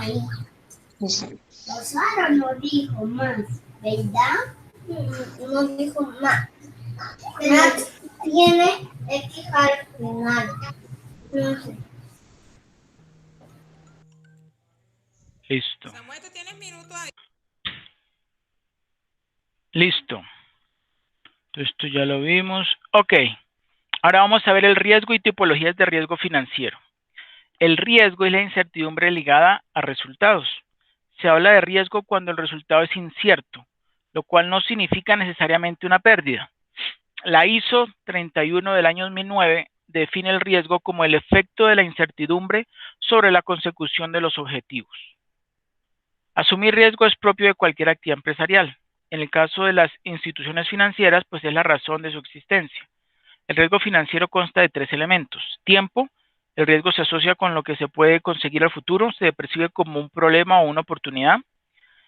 Segundo, falta de certeza o incertidumbre. Siempre se establecen hipótesis y se va a trabajar sobre efectos que no se sabe si ocurrirán o no. Y resultados. Todo va a influir sobre los resultados de la compañía. Los riesgos que afectan a la empresa se clasifican en cuantificables y no cuantificables. Dentro de los riesgos no cuantificables se encuentran el riesgo estratégico, el operativo, el reputacional y el legal. Dentro de los cuantificables se encuentran el riesgo de mercado, ¿sí? Dentro del riesgo de mercado están el riesgo de crédito, el riesgo de liquidez, pero todos ellos pueden estar relacionados y tienen un impacto financiero. Riesgos cuantificables, ¿sí?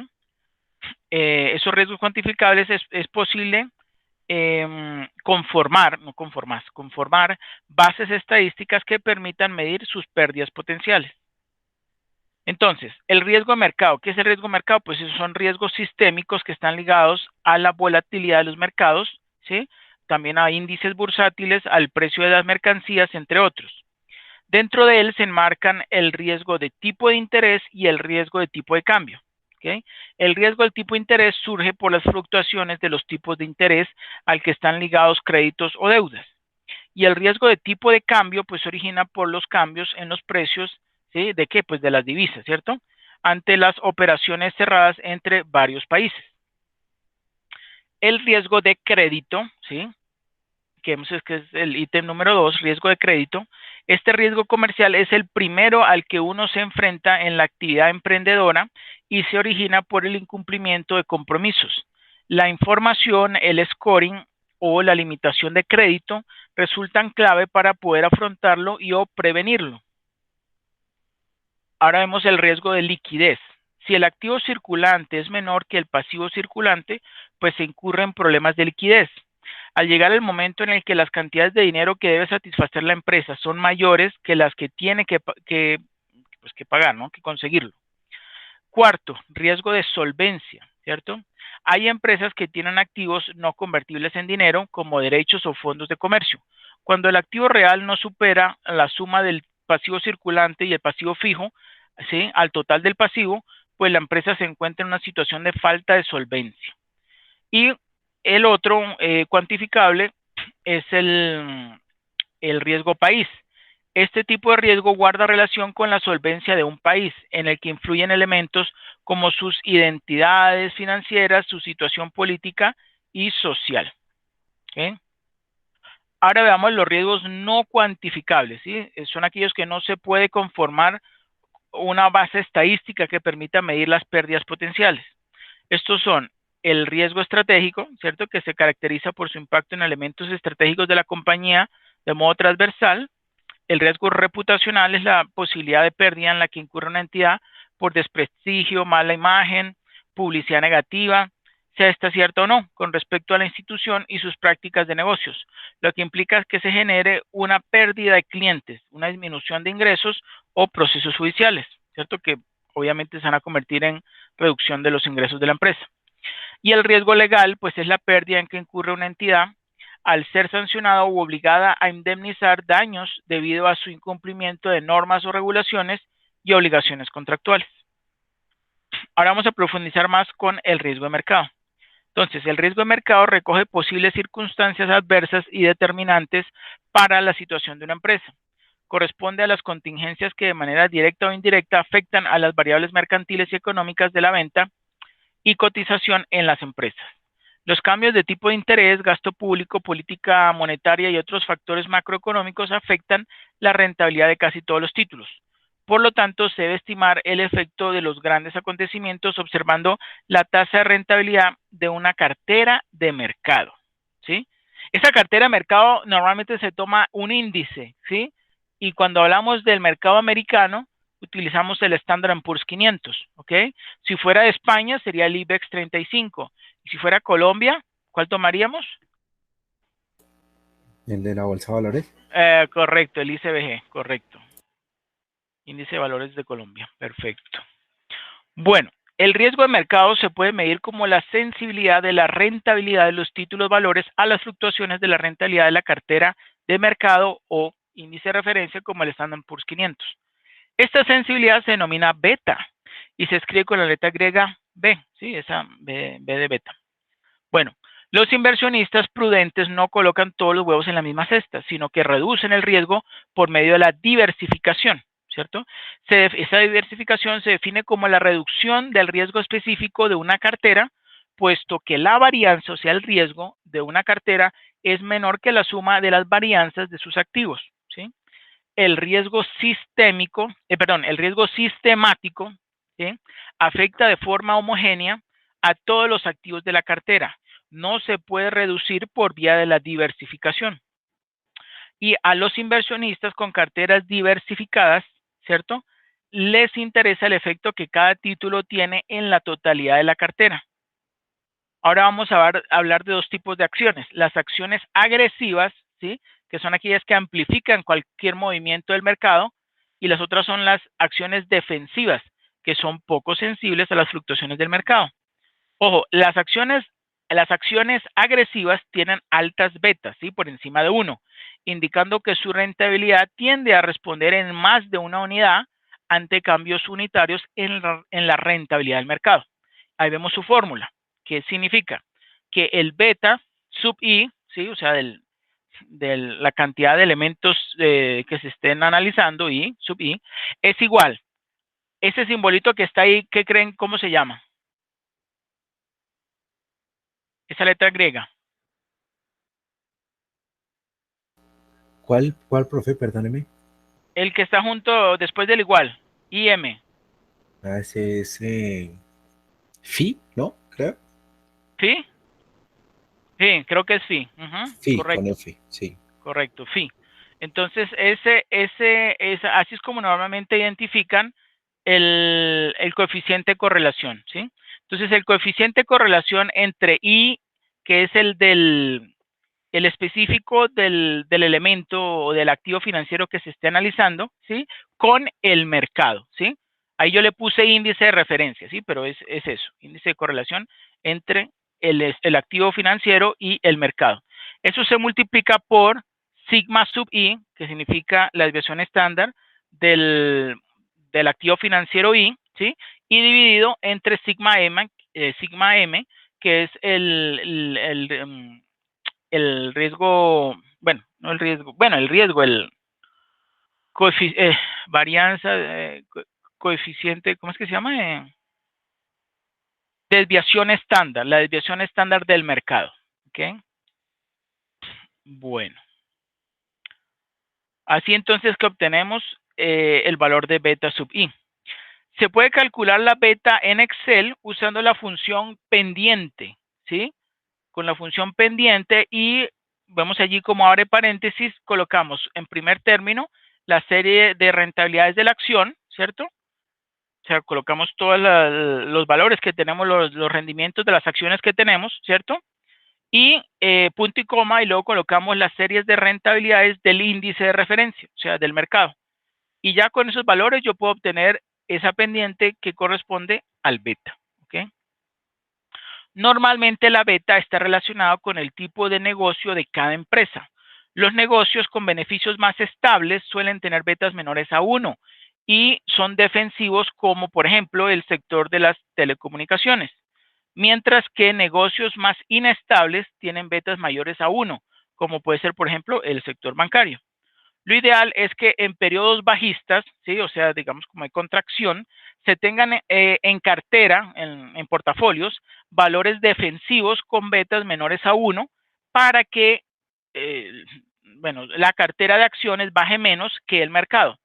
Y cuando, por el contrario, nos encontramos en periodos alcistas, ¿cierto? O sea, de expansión, entonces ahí lo recomendable es tener activos financieros con betas superiores a 1, ¿cierto? Para que esos rendimientos pues superen a los del mercado. Lógico, ¿no? ¿Hasta ahí alguna pregunta o duda?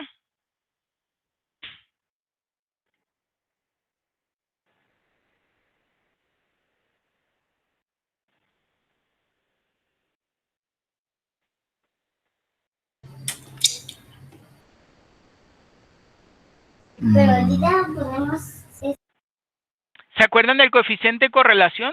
Que eso lo vieron en estadística. la una de Más bien poquito, profe, no me acuerdo mucho. ¿No? Bueno, el coeficiente de correlación es como, tal cual como su nombre lo dice, es un coeficiente, es un número que me va a determinar si, por ejemplo, en este IM, si los rendimientos del activo I están yendo en la misma dirección que los del mercado. Ahí obligatoriamente el resultado de ese coeficiente de correlación va a ser positivo, ¿cierto? Por el contrario, o sea, por ejemplo, si el rendimiento del I es 5%, entonces el de M va a ser también, bueno, dependiendo, si es igual a 1, entonces es que replica idénticamente al del mercado. Entonces, si el mercado incrementó o tuvo un rendimiento del 5%, el del activo I también será el 5%, ¿cierto? Ahora, ¿qué pasaría si ese coeficiente de correlación me da negativo? ¿Qué creen ustedes que pasaría si me da, por ejemplo, menos 5%? Perdón, no, menos 1, qué pena, menos 1. ¿Eso qué significa? Si el mercado, si habiendo un coeficiente de correlación de menos 1 y los rendimientos del mercado son del 5%, ¿qué pasa con los rendimientos del activo I? Digamos, de una acción sub I. ¿Aumentan 5% o disminuyen 5%? Pues eso es como un multiplicador, ¿no? Termina Ajá. siendo negativo. Exacto, perfecto. Sí, lo que acaba de mencionar. Entonces, con coeficiente de correlación de menos 1, ¿sí? Y suponiendo que el mercado muestre un rendimiento del 5%, obligatoriamente, como me dice, mire, ese coeficiente de correlación es menos 1, entonces el activo I va a tener un rendimiento negativo del 5%, de la misma magnitud porque da 1, pero con signo contrario. ¿Ok? ¿Sí está claro?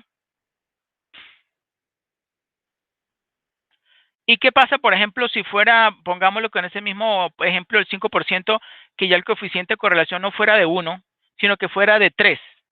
Y suponiendo que el del mercado da 5%, ¿cuánto daría el del activo I?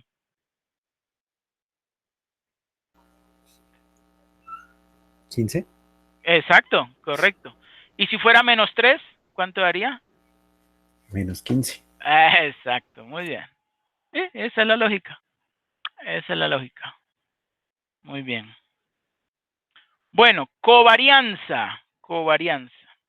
La covarianza es el valor que refleja en qué cuantía dos variables aleatorias varían de forma conjunta respecto a sus medias. Nos permite saber cómo se comporta una variable en función de lo que hace otra variable. Es decir, cuando X sube, ¿cómo se comporta Y? Pues la covarianza puede tomar los siguientes valores. Primero, cuando hay una covarianza XY, ¿sí? Resulta que es menor que 0, el resultado es menor que 0 cuando X sube, pues Y baja. Entonces decimos que hay una relación negativa, ¿sí? Si por el contrario ese resultado de la covarianza XY es mayor que 0, ¿sí? Entonces significa que cuando X sube, pues Y sube, ¿cierto? Hay una relación positiva.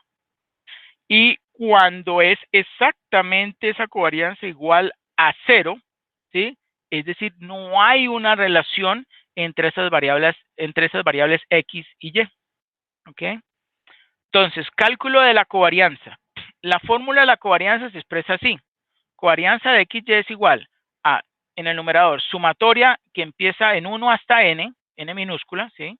Que es la cantidad de elementos, ¿cierto? Sumatoria del producto de X sub I menos la media, ese X sombrerito es la media, X medios, ¿cierto? Por Y sub I, que es el elemento, digamos, el valor de Y en el momento o instante I, ¿cierto? Menos su media. Entonces, ese producto de esa diferencia de medias, ¿sí? esa sumatoria, ese producto de diferencias de medias, dividido entre n, que es la cantidad de elementos, ¿cierto? Nos da la covarianza entre la variable x y la variable y, donde la y con, bueno, como les acabo de mencionar, con el acento, con esas rayitas encima, es la media de la variable. Y la x con el acento es, pues, la media o promedio de la variable x. Y es la posición de la observación, como antes lo hemos llamado S, que es la posición en el instante, o la cantidad de elementos, ¿sí? O la cantidad de elementos que se esté analizando. Y N, el número total de observaciones. Alternativamente, cuando las frecuencias absolutas no son unitarias, es decir, los pares I y J, pues como tenemos allí en la fórmula de abajo, se repiten al menos una vez, pues la fórmula aplicable es la que tenemos allí. Es similar a la anterior, covarianza XY, pero le hemos agregado una sumatoria porque, digamos que digamos, el anterior es donde había una X y una Y, ¿cierto? En la fórmula de abajo podemos tener, digamos, una matriz, podemos tener 3X y 3Y, ¿sí? Tienen que ser cuadradas, ¿no? Tienen que ser cuadradas para que podamos obtener el valor de la covarianza. De todos modos, muy seguramente vamos a hacer en Excel un cálculo de la covarianza. Van a ver que da un cuadrado, ¿sí? Un cuadrado, por ejemplo, 3 por 3 o 4 por 4 o 5 por 5, y el valor que vamos a encontrar en la diagonal va a ser la covarianza. Se lo digo como para que lo vayan, si lo quieren ir investigando, pues lo vayan investigando, pero pues eso lo vamos a hacer más adelante, ¿sí? Entonces, ese producto de las sumatorias de las I, ¿sí? Con las J, ¿sí? Multiplicado por N en el instante I y en el instante J, digamos fila por columna, así es como más fácil de entender, fila por columna, ¿cierto? Y dividido entre N mayúscula, que sería el último valor, ¿cierto? Así es que se obtendría cuando no es solamente una fila y una columna, sino que son varias filas y varias columnas de variables X y Y. ¿Okay? Bueno. Covarianza XY es igual a el valor esperado de X por Y menos valor esperado de X por valor esperado de Y, o lo que es lo mismo. La covarianza es igual a la esperanza o el valor esperado del producto de las dos variables menos el producto de las dos esperanzas, ¿sí? Por separado. Si vemos allí, ¿no? El primero está entre paréntesis XY, ¿sí? Y luego a eso le resta el valor esperado de X por el valor esperado de Y, ¿sí? En el caso de que dos variables sean independientes, es decir, que no tengan relación estadística alguna, entonces se va a cumplir la siguiente relación, de que el valor esperado del producto de XY va a ser igual al valor esperado de X por el valor esperado de Y. Es decir, que la esperanza del producto de dos variables es igual al producto de las dos esperanzas por separado de dichas variables. ¿Okay? Estas son como unas reglas, ¿no? No es que se lo tengan que aprender de memoria porque eso igual se consigue fácilmente. Ahora veamos la prima de riesgo y la aversión al riesgo. Se puede medir la recompensa como la diferencia entre el rendimiento sobre el periodo de tenencia esperado en el fondo indexado y la tasa libre de riesgo, o sea, la tasa que puede ganar invirtiendo, por ejemplo, en letras del tesoro, ¿sí? Así es como normalmente se representa un activo libre de riesgo, ¿sí? Como el rendimiento que ofrece, por ejemplo, en el caso de Colombia sería un TES, ¿cierto? En el caso americano, pues un T-bill, ¿sí? Una letra del tesoro. A esta diferencia la llamamos prima de riesgo. Entonces, prima de riesgo es igual al rendimiento del activo riesgoso menos el rendimiento del activo libre de riesgo. Si la tasa libre de riesgo es, por ejemplo, el 4% anual y el rendimiento esperado del fondo indexado es del 10%, ¿sí? O sea, de un activo es del 10%, pues entonces la prima de riesgo de la acción de esas acciones es de la diferencia, del 6% anual. La tasa de rendimiento de las letras del tesoro también varía con el tiempo, ojo. Sin embargo, conocemos la tasa de rendimiento de las letras del tesoro al comienzo del periodo de tenencia, mientras que no podemos saber el rendimiento que obtendremos de esos activos riesgosos hasta el final del periodo de tenencia. Por tanto, para estudiar la prima de riesgos de los activos, bueno, esos activos riesgosos, pues vamos a recopilar una serie de rendimientos en exceso, es decir, rendimientos que superan la tasa, en este caso del T-bill, en cada periodo, ¿cierto? Ese ejemplo no lo puse en este momento, no lo desarrollé, pero lo podemos desarrollar más adelante. El grado en que los inversores estén dispuestos a invertir fondos en acciones depende de la aversión al riesgo. Parece obvio que los inversores son reacios al riesgo en el sentido de que sin una prima de riesgo positiva, ¿cierto? O sea, con una diferencia entre el activo del riesgoso y el activo libre de riesgo, digamos, si no fuera positiva, pues no estarían dispuestos a invertir en acciones. Entonces, en teoría, siempre debe haber una prima de riesgo positiva en todos los activos de riesgo con el fin de inducir a los inversores reacios al riesgo a mantener pues la oferta existente o a mantenerse pues su inversión en esos activos. Ojo, una prima de riesgo positiva distingue la especulación del juego. Los inversores que asumen riesgos para ganar una prima de riesgo están especulando. La especulación se lleva a cabo a pesar del riesgo debido a una compensación favorable entre riesgo y rendimiento. Por el contrario, el juego es la asunción de un riesgo sin ningún propósito más allá del disfrute del riesgo en sí. Los jugadores asumen riesgos incluso sin una prima de riesgo, ¿sí? Los que les gusta asumir el riesgo, ¿cierto? Lo llaman ellos jugadores, ¿sí? A ellos les gusta asumir riesgos, no les interesa tanto ganar o perder. Pero pues existen personas que tienen esas formas de pensar, ¿no? Bueno, ahora veamos el modelo Capital Asset Pricing Model. Aquí vemos los 7 supuestos de este modelo. Primero, los inversores adversos al riesgo, ¿sí? Y maximizadores de función de utilidad esperada al final del periodo, ¿sí? O sea, todos los inversores son adversos al riesgo y maximizan su función de utilidad esperada al final del periodo. Segundo, esos inversores toman todos los precios como datos y tienen expectativas homogéneas, o sea, similares, sobre los rendimientos de los activos, los cuales tienen una distribución normal conjunta. ¿Sí? Tercero, hay un activo libre de riesgo en el que pueden invertir o desinvertir, o sea, sacar de ahí la plata, ilimitadamente, o sea, en cualquier momento, las veces que quieran, a la tasa libre de riesgo. Cuarto, cantidades de todos los activos son negociables y perfectamente divisibles. Ellos pueden comprar una acción, media acción, un cuarto de acción, etcétera, etcétera. Eso es lo que dice el modelo, ¿no?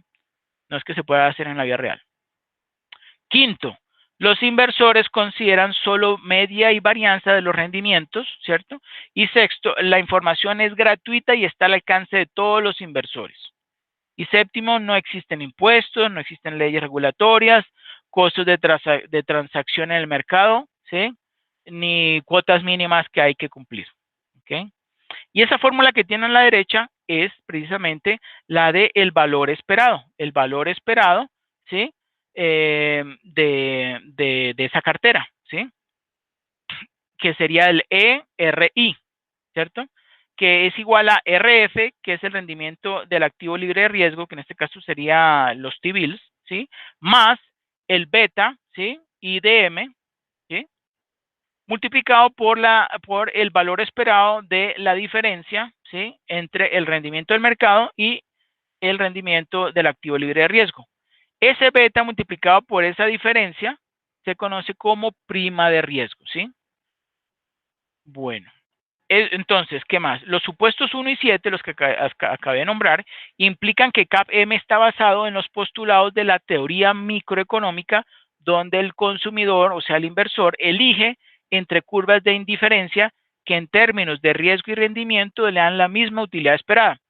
Entonces, eso es una gráfica, pues no la elaboré, pero es una gráfica donde graficamos la utilidad, ¿sí? Con los rendimientos esperados por los inversionistas, ¿cierto? Y lo que dice esta teoría microeconómica es que todos los inversores van a buscar, ¿qué cosa? Pues el mayor beneficio, o sea, conseguir la utilidad más alta, ¿cierto? Y que les genere el mayor rendimiento, ¿ok? Eso hay una gráfica, esto es más, está mejor explicado en la parte de economía, pero pues como ustedes saben, las finanzas tienen sus bases también en la economía, ¿no? Entonces,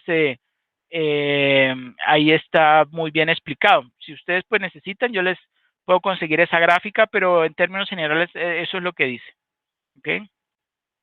Bueno, esta elección entre riesgo y rendimiento hace que el inversor, primero, forme carteras o portafolios con activos inciertos y activos seguros, ¿cierto? Y segundo, pues que se enfrente a un mercado de fondos prestables que debe estar en equilibrio en todo momento. ¿Okay? Recuerden que el KPM es un modelo, ¿sí?, de valoración de activos en equilibrio. ¿Okay? Más adelante vamos a explicar, ¿sí?, cómo se consigue ese equilibrio. Esta conducta de los inversores, es decir, que exista un conjunto de carteras que maximicen el rendimiento esperado, dado el riesgo asumido, o bien que minimicen el riesgo para un rendimiento esperado determinado, es lo que conocemos como las carteras eficientes. ¿Okay?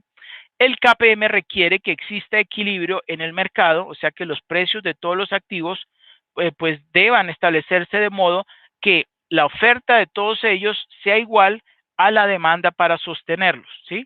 Y también ese equilibrio está en el mercado y en las carteras eficientes, ¿ok? En equilibrio no debe existir exceso de demanda ni de oferta. Ahora veamos un ejemplo de aplicación del KPM. Supongamos que la rentabilidad media del mercado es del 11% y que la volatilidad, o sea, la desviación típica o estándar, es del 10%, mientras que el rendimiento sin riesgo, ¿sí?, o sea, el del T-bill, es del 5%. Entonces, vamos a considerar dos acciones A y B caracterizadas del siguiente modo. Entonces, ya haciendo los cálculos, obtuve que la correlación, ¿sí?, de la acción A con el mercado da 0,2 y de la acción B con el mercado da 0,5. La desviación típica o desviación estándar de la acción A es de 0,4 y de la acción B es de 0,3. Entonces me piden primero calcular las betas de las mencionadas acciones, así como la beta de la cartera P, vamos a llamar la cartera P, formada por la misma proporción de cada una de esas dos. O sea, cada una va a tener una proporción del 50%, ¿sí? Ese teta A es, digamos, la ponderación, 50, ¿sí?, 0,5 y el otro también 0,5. Y segundo, calcular los rendimientos requeridos por el mercado para los activos A y B y para la cartera P, que pues tiene igual proporción de A y de B. Solución. Entonces, con respecto a la acción A, la beta o el nivel de riesgo de la inversión en el activo individual A es, vemos allí cómo se calculó, ese coeficiente de correlación de la acción A con respecto al mercado, que ya nos está dando yo por eso lo puse color azul, nos está dando el ejercicio que es de 0,2, lo multiplico por la desviación estándar, ¿sí?, de los rendimientos del mercado, que es 0,1, o sea, 10%, ¿cierto? Ahí nos dice la volatilidad o desviación típica es del 10%, ¿cierto? Eso, por eso le puse 0,1. Y abajo dice, es la misma desviación estándar, pero elevado al cuadrado. Entonces, 0,1 elevado al cuadrado. Y hacer esas multiplicaciones y divisiones, eso me da 0,8. Es decir, que la beta de la acción A me da 0,8. Entonces, la acción A es defensiva. ¿Por qué es defensiva? Porque su rendimiento varía en menor proporción que el rendimiento del mercado, ¿cierto? Está dando menor que 1. Es una acción menos arriesgada que la cartera de mercado. Ahora, la beta del B, ¿sí?, de la inversión en el activo individual B es el coeficiente de correlación de B, de la acción B con respecto al mercado, ya nos está dando el ejercicio que es 0,5, como lo hemos visto acá, 0,5. Eso multiplico por el rendimiento del mercado, que es 0,3, ¿cierto? Que lo tenemos aquí, 0,3, pues para la, o sea, la desviación típica para la acción B, que es 0,3, ¿cierto? Multiplicado por el rendimiento, ¿sí?, del mercado. Ah, perdón, el anterior era la desviación estándar de la acción B, qué pena, que es 0,3. Y eso multiplicado por la desviación estándar del mercado, que es el 10%, o expresado en términos pues numéricos 0,1, y dividido entre esa misma desviación estándar, pero elevado al cuadrado, o sea, 0,1 al cuadrado, y eso me da 1,5. Entonces, la acción B es arriesgada. ¿Y por qué decimos que es arriesgada? Puesto que su beta es superior a 1. En consecuencia, su rendimiento puede variar 50% por encima o por debajo del rendimiento del mercado. Eso es lo que indica un beta de, por ejemplo, 1,5. ¿Ok? Por último, la beta de la cartera, o sea, el beta sub P, es el promedio ponderado de las betas individuales A y B. ¿Cómo lo hemos calculado? Pues, como es ponderado, y sabemos que cada uno tiene una participación del 50%, pues multiplicamos ese 50% o 0,5 por el beta del A más el 0,5 o 50% por el beta B, y eso me arroja un resultado de 1,15, ¿cierto? Bueno, y segundo, me pedían calcular los rendimientos requeridos por el mercado para los activos A y B y para la cartera. Entonces, es decir, el valor esperado. A partir de la ecuación del KPM, la rentabilidad exigida por el mercado para el activo A se determina a partir de valor esperado del rendimiento de la acción A es igual al rendimiento libre de riesgo, que es el RF, que es 0,05, ¿sí? O 5%, más el beta A, que ya lo calculamos anteriormente, que es 0,8, por la diferencia entre ese 11% que es el rendimiento del mercado, las versiones estándar del mercado, ¿cierto? Menos el rendimiento del activo libre de riesgo, que ya dijimos que era del 5%, y eso me da un resultado de 9,8%. Es decir, el rendimiento esperado de la acción A, ¿sí?, es de 9,8%. Luego la rentabilidad para la acción B es 14%, y ahí está pues la ecuación. El único cambio que hubo fue el beta, ¿sí?, que pasó de 0,8 a 1,5. Y por último, el de la cartera, la rentabilidad de la cartera P, ¿sí?, es 11,9%. Ahí el cambio fue también el beta del portafolio, que pasó a ser 1,15. ¿Ok? Último, conclusiones. ¿Quién me ayuda, por favor, leyendo las conclusiones?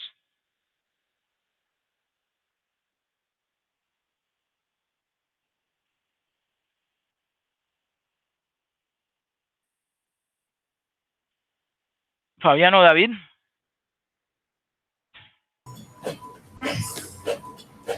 Bueno, profe, le ayudo ahí con las conclusiones. Ok. En la capitalización continua, los intereses se van reinvirtiendo de manera continua. Por lo tanto, cuanto mayor es el número de periodos a capitalizar, mayor serán los intereses generados. Perfecto. Dado que los inversores esperan resultados más altos No, para un rendimientos. mayor riesgo del Rendimientos. rendimientos más altos para un mayor riesgo del mercado, deben esperar mayores rendimientos para inversores con betas más altas. La tasa real libre de riesgo compensa la elección de posponer el consumo y generalmente se asume positiva. La tasa de inflación esperada compensa el aumento de los precios en general y se asume positiva excepto en periodos con deflación. Una cartera compuesta por activos riesgosos y sin riesgo estará en equilibrio cuando su rendimiento esperado sea igual a la suma del rendimiento de un activo libre de riesgo, R sub F, más una prima de riesgo, Premium Risk, compuesta por el producto del beta del activo riesgoso versus el del mercado por la diferencia entre el rendimiento del mercado y la tasa libre de riesgo. Y por último, nada garantiza que el retorno futuro sea igual al retorno pasado. Sin embargo, en el largo plazo se puede esperar que los valores futuros de retorno regresen a la media histórica.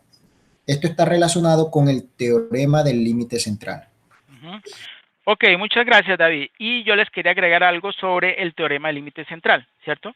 ¿Qué es el teorema del límite central? Pues es una teoría estadística que establece que, dada una muestra aleatoria suficientemente grande, ¿sí?, de la población, pues la distribución de las medias muestrales va a seguir una distribución normal. Este teorema afirma que a medida que el tamaño de la muestra se aumenta, pues la media muestral se acercará, ¿sí?, a la media de la población. Por tanto, mediante este teorema del límite central podemos definir la distribución de la media muestral de una determinada población con una varianza conocida. De manera que esa distribución seguirá una distribución normal si el tamaño de la muestra es lo suficientemente grande. Eso fue lo que yo les expliqué hace poco. Cuando cogemos una gran cantidad de elementos, ¿sí?, y les aplicamos estos cálculos, pues esa distribución que tienden a seguir cuando son una gran cantidad de rendimientos, por ejemplo, de 20, 30, 40 acciones, pues van a ver que tiende a o retorna a la media con distribución normal. ¿Ok?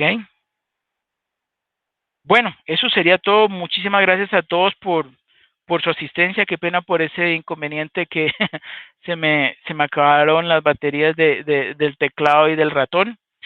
Quisiera por favor que me confirmaran si ya todos registraron su asistencia o no. No, profe, sinceramente no. Está en el chat. Ok, espere, ya se lo comparto.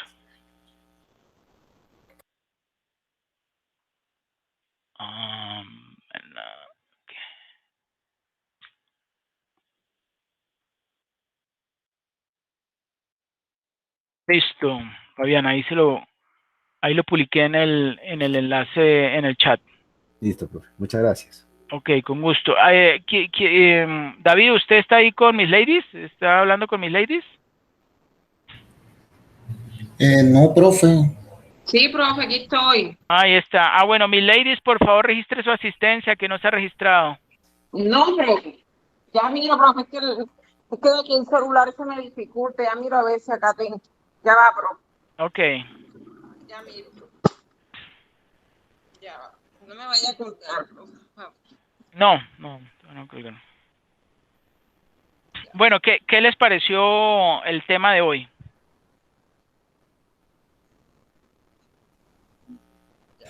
Interesante, David. pero, profe, interesante, pero ¿qué le digo? Bueno, siendo sincero, un poco, Un poco o sea, pesado. conceptos bastante, sí, bastante como Claro. más complejos. Claro, no, yo lo sé, pero ¿por qué se los estoy mostrando? Porque resulta que en el ejercicio, o sea, en la actividad de la etapa número 3, pues les piden que utilicen esta fórmula del valor esperado. ¿Ustedes ya vieron la guía? Sí, señor, estuve revisándola ayer y David creo que también la estuvo mirando. Ok, bueno, les iba a comentar algo. Créame. ¿Ah? ¿Qué iba a Sí, decir, David? profe, eso es en la actividad colaborativa. Espere, ya ¿O estoy es en abriendo mi Excel y ya le digo. Dele. Actividad 1A. Ok, 1B. 1C. Bueno, la actividad 2. Le digo. Es que sería ese cálculo.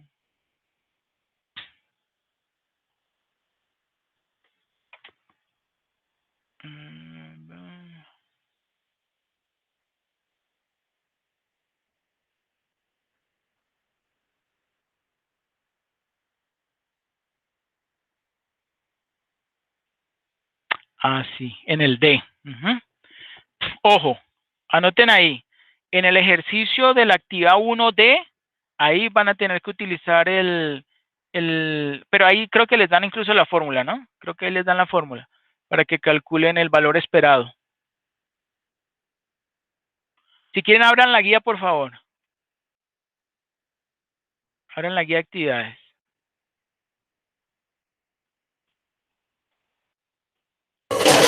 Profe, es en el D de los problemas financieros. Exacto, en el D. Actividad 1D. Costo inicial del proyecto, sí. ¿Sí?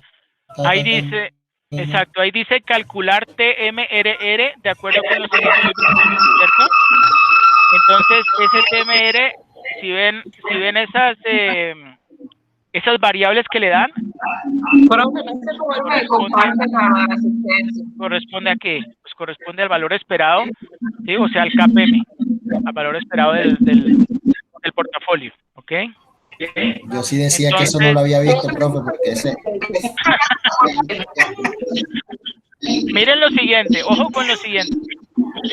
Quien tenga el micrófono abierto, por favor, ciérrelo.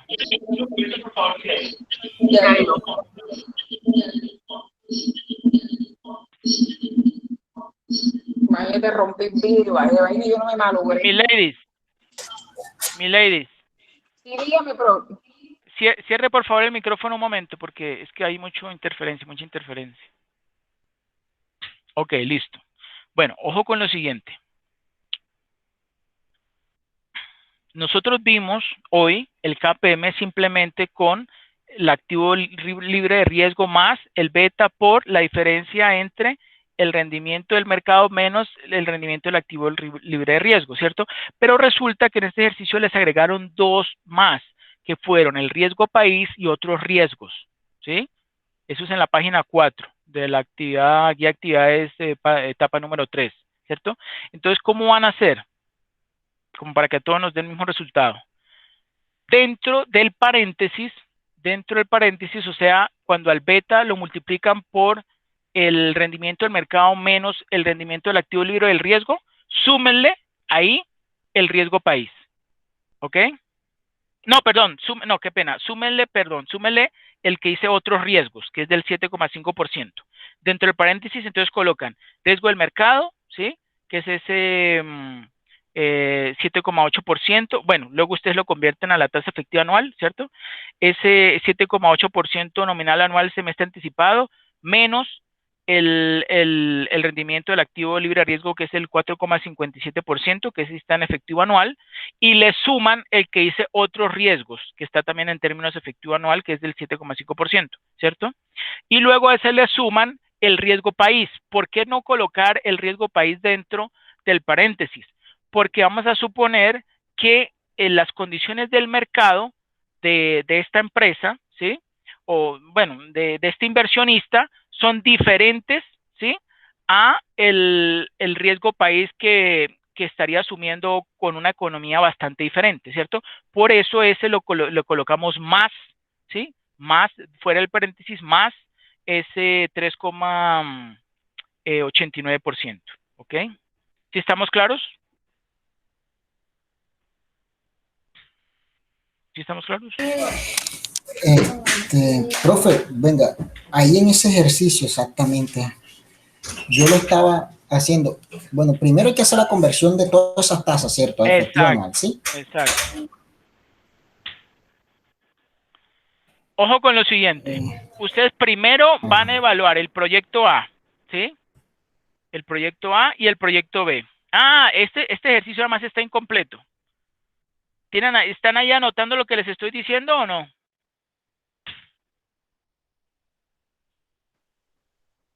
Fabián, mis ladies y David. Sí, profe, sí. Ojo con lo siguiente. Sí, señor. El ejercicio está incompleto porque ya yo lo elaboré. Pero ustedes les voy a dar unos datos para que les den el mismo resultado que a mí. Van a colocar como tasa de impuestos para el proyecto A 15%. Y tasa de impuestos para el proyecto B 33%. ¿Ok? Porque él no da tasa de impuestos.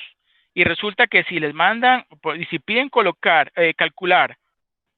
el costo promedio ponderado de capital y no les dan la tasa de impuestos, pues ahí no hay ningún ningún beneficio, pues, por endeudarse, ¿sí? Entonces, como quien dice, el ejercicio le faltó la tasa de impuestos, ¿ok?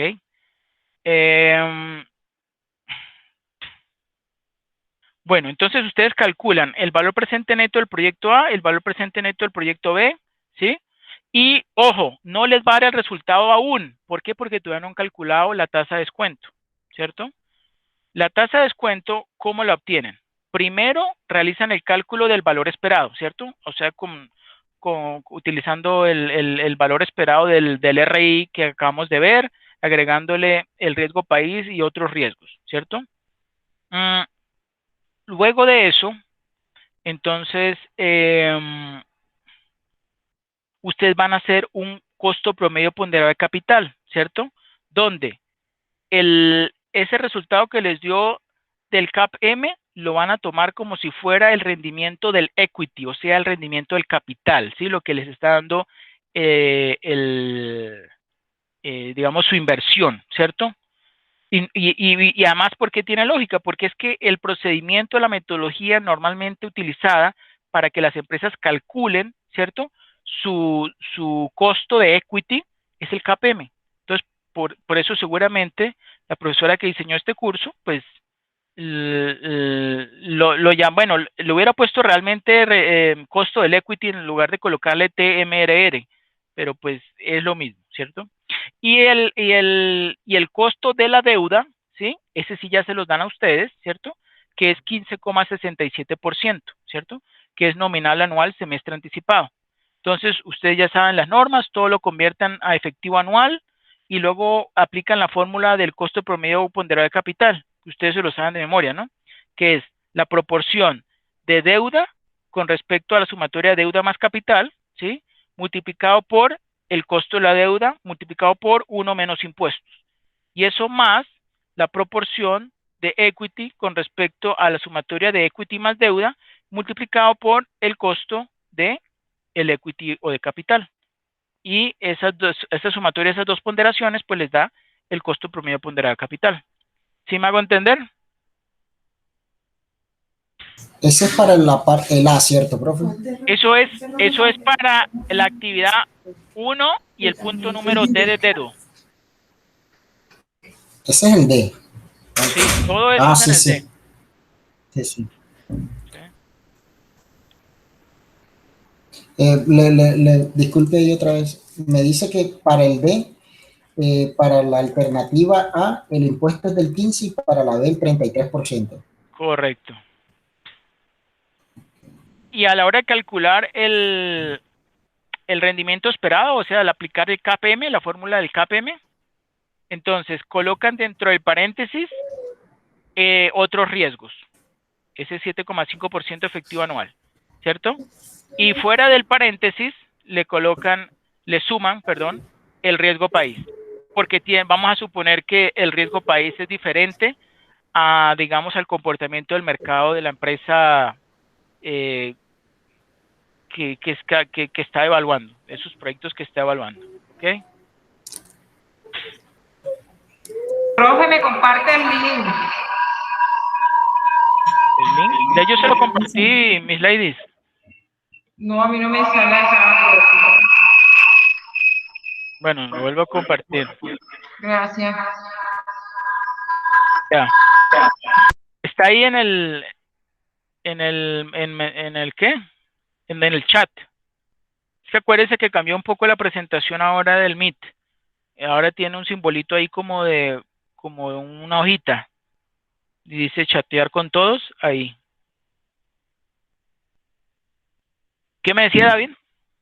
Profe, lo otro que le iba a decir era, bueno, ¿será que yo más o menos lo llevo ahí como medio planteado ahí? No sé si le puedo compartir pantalla y como lo mira, ve que, aunque yo le mandé un correo como con eso, aquí estoy haciéndole pues algunas cositas que usted me dijo ahora, sí, porque faltaba lo del impuesto, que es el 15% y el 33%. Sí, pero lo Pero que le entonces le digo, pregunto no algo. va a conseguir el valor presente neto del proyecto A ni del B, porque es que todavía no conoce la tasa de descuento, ¿cierto? La tasa de descuento va a ser el promedio ponderado de capital. Y el promedio ponderado de capital necesita el costo del equity y el costo de la deuda. El costo de la deuda ya se lo da el ejercicio, que es 15,67%, está ahí, ¿cierto? ASA, que significa nominal Ese es anual el semestre costo de la deuda, anticipado, el costo de la deuda. 15.67. Y el del equity es el resultado del KPM, o sea, el valor esperado, considerando esos términos, ¿no? La tasa libre de riesgo, el beta o volatilidad, el rendimiento del mercado, el riesgo país y otros riesgos. Ya con eso puede calcularlo. Profe, le hago una pregunta. Ahí en lo que, bueno, el ejercicio que dice sugerencia, dice 15.67 ASA. Sí. ¿Ese ASA qué significa? Disculpe. ¿Ese es la? Es lo que acabé de decir, David. Nominal anual semestre anticipado. Ok, nominal anual semestre anticipado.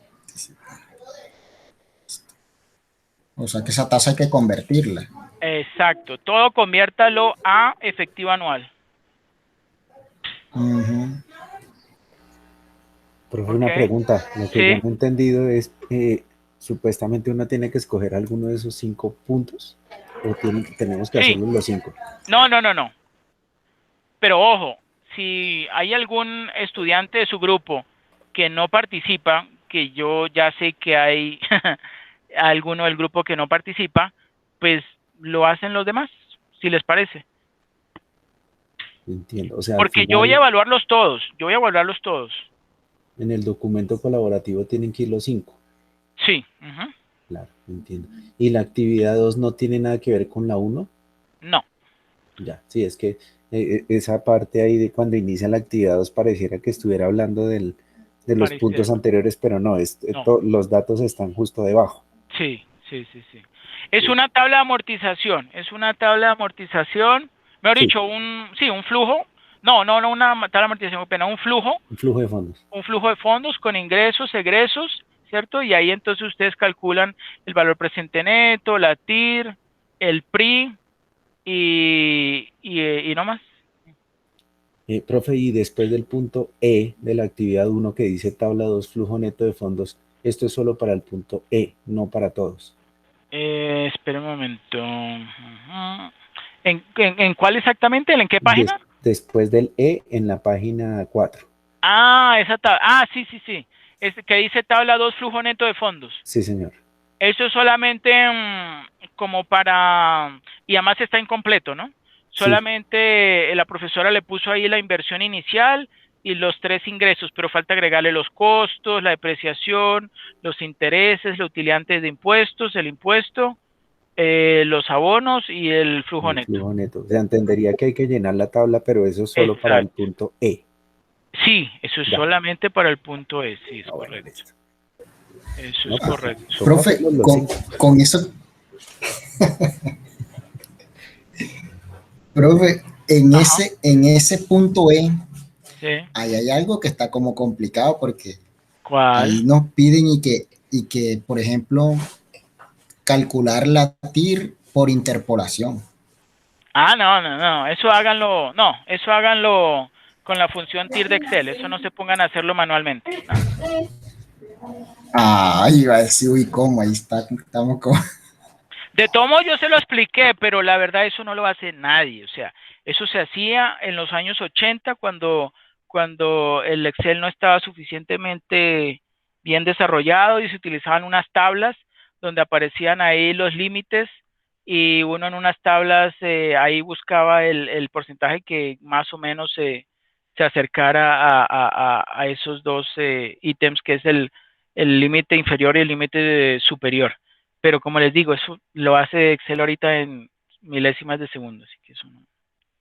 No, tranquilos, eso no lo hagan manualmente, lo hacen ahí con la función TIR y no más.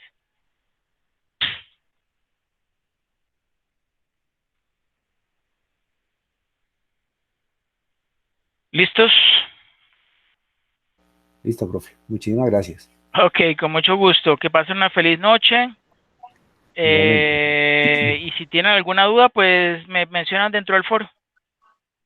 Ok, Sí, señor. Buenas noches, compañeros. ok, feliz noche. Bueno, gracias. Buenas noches. Buenas noches.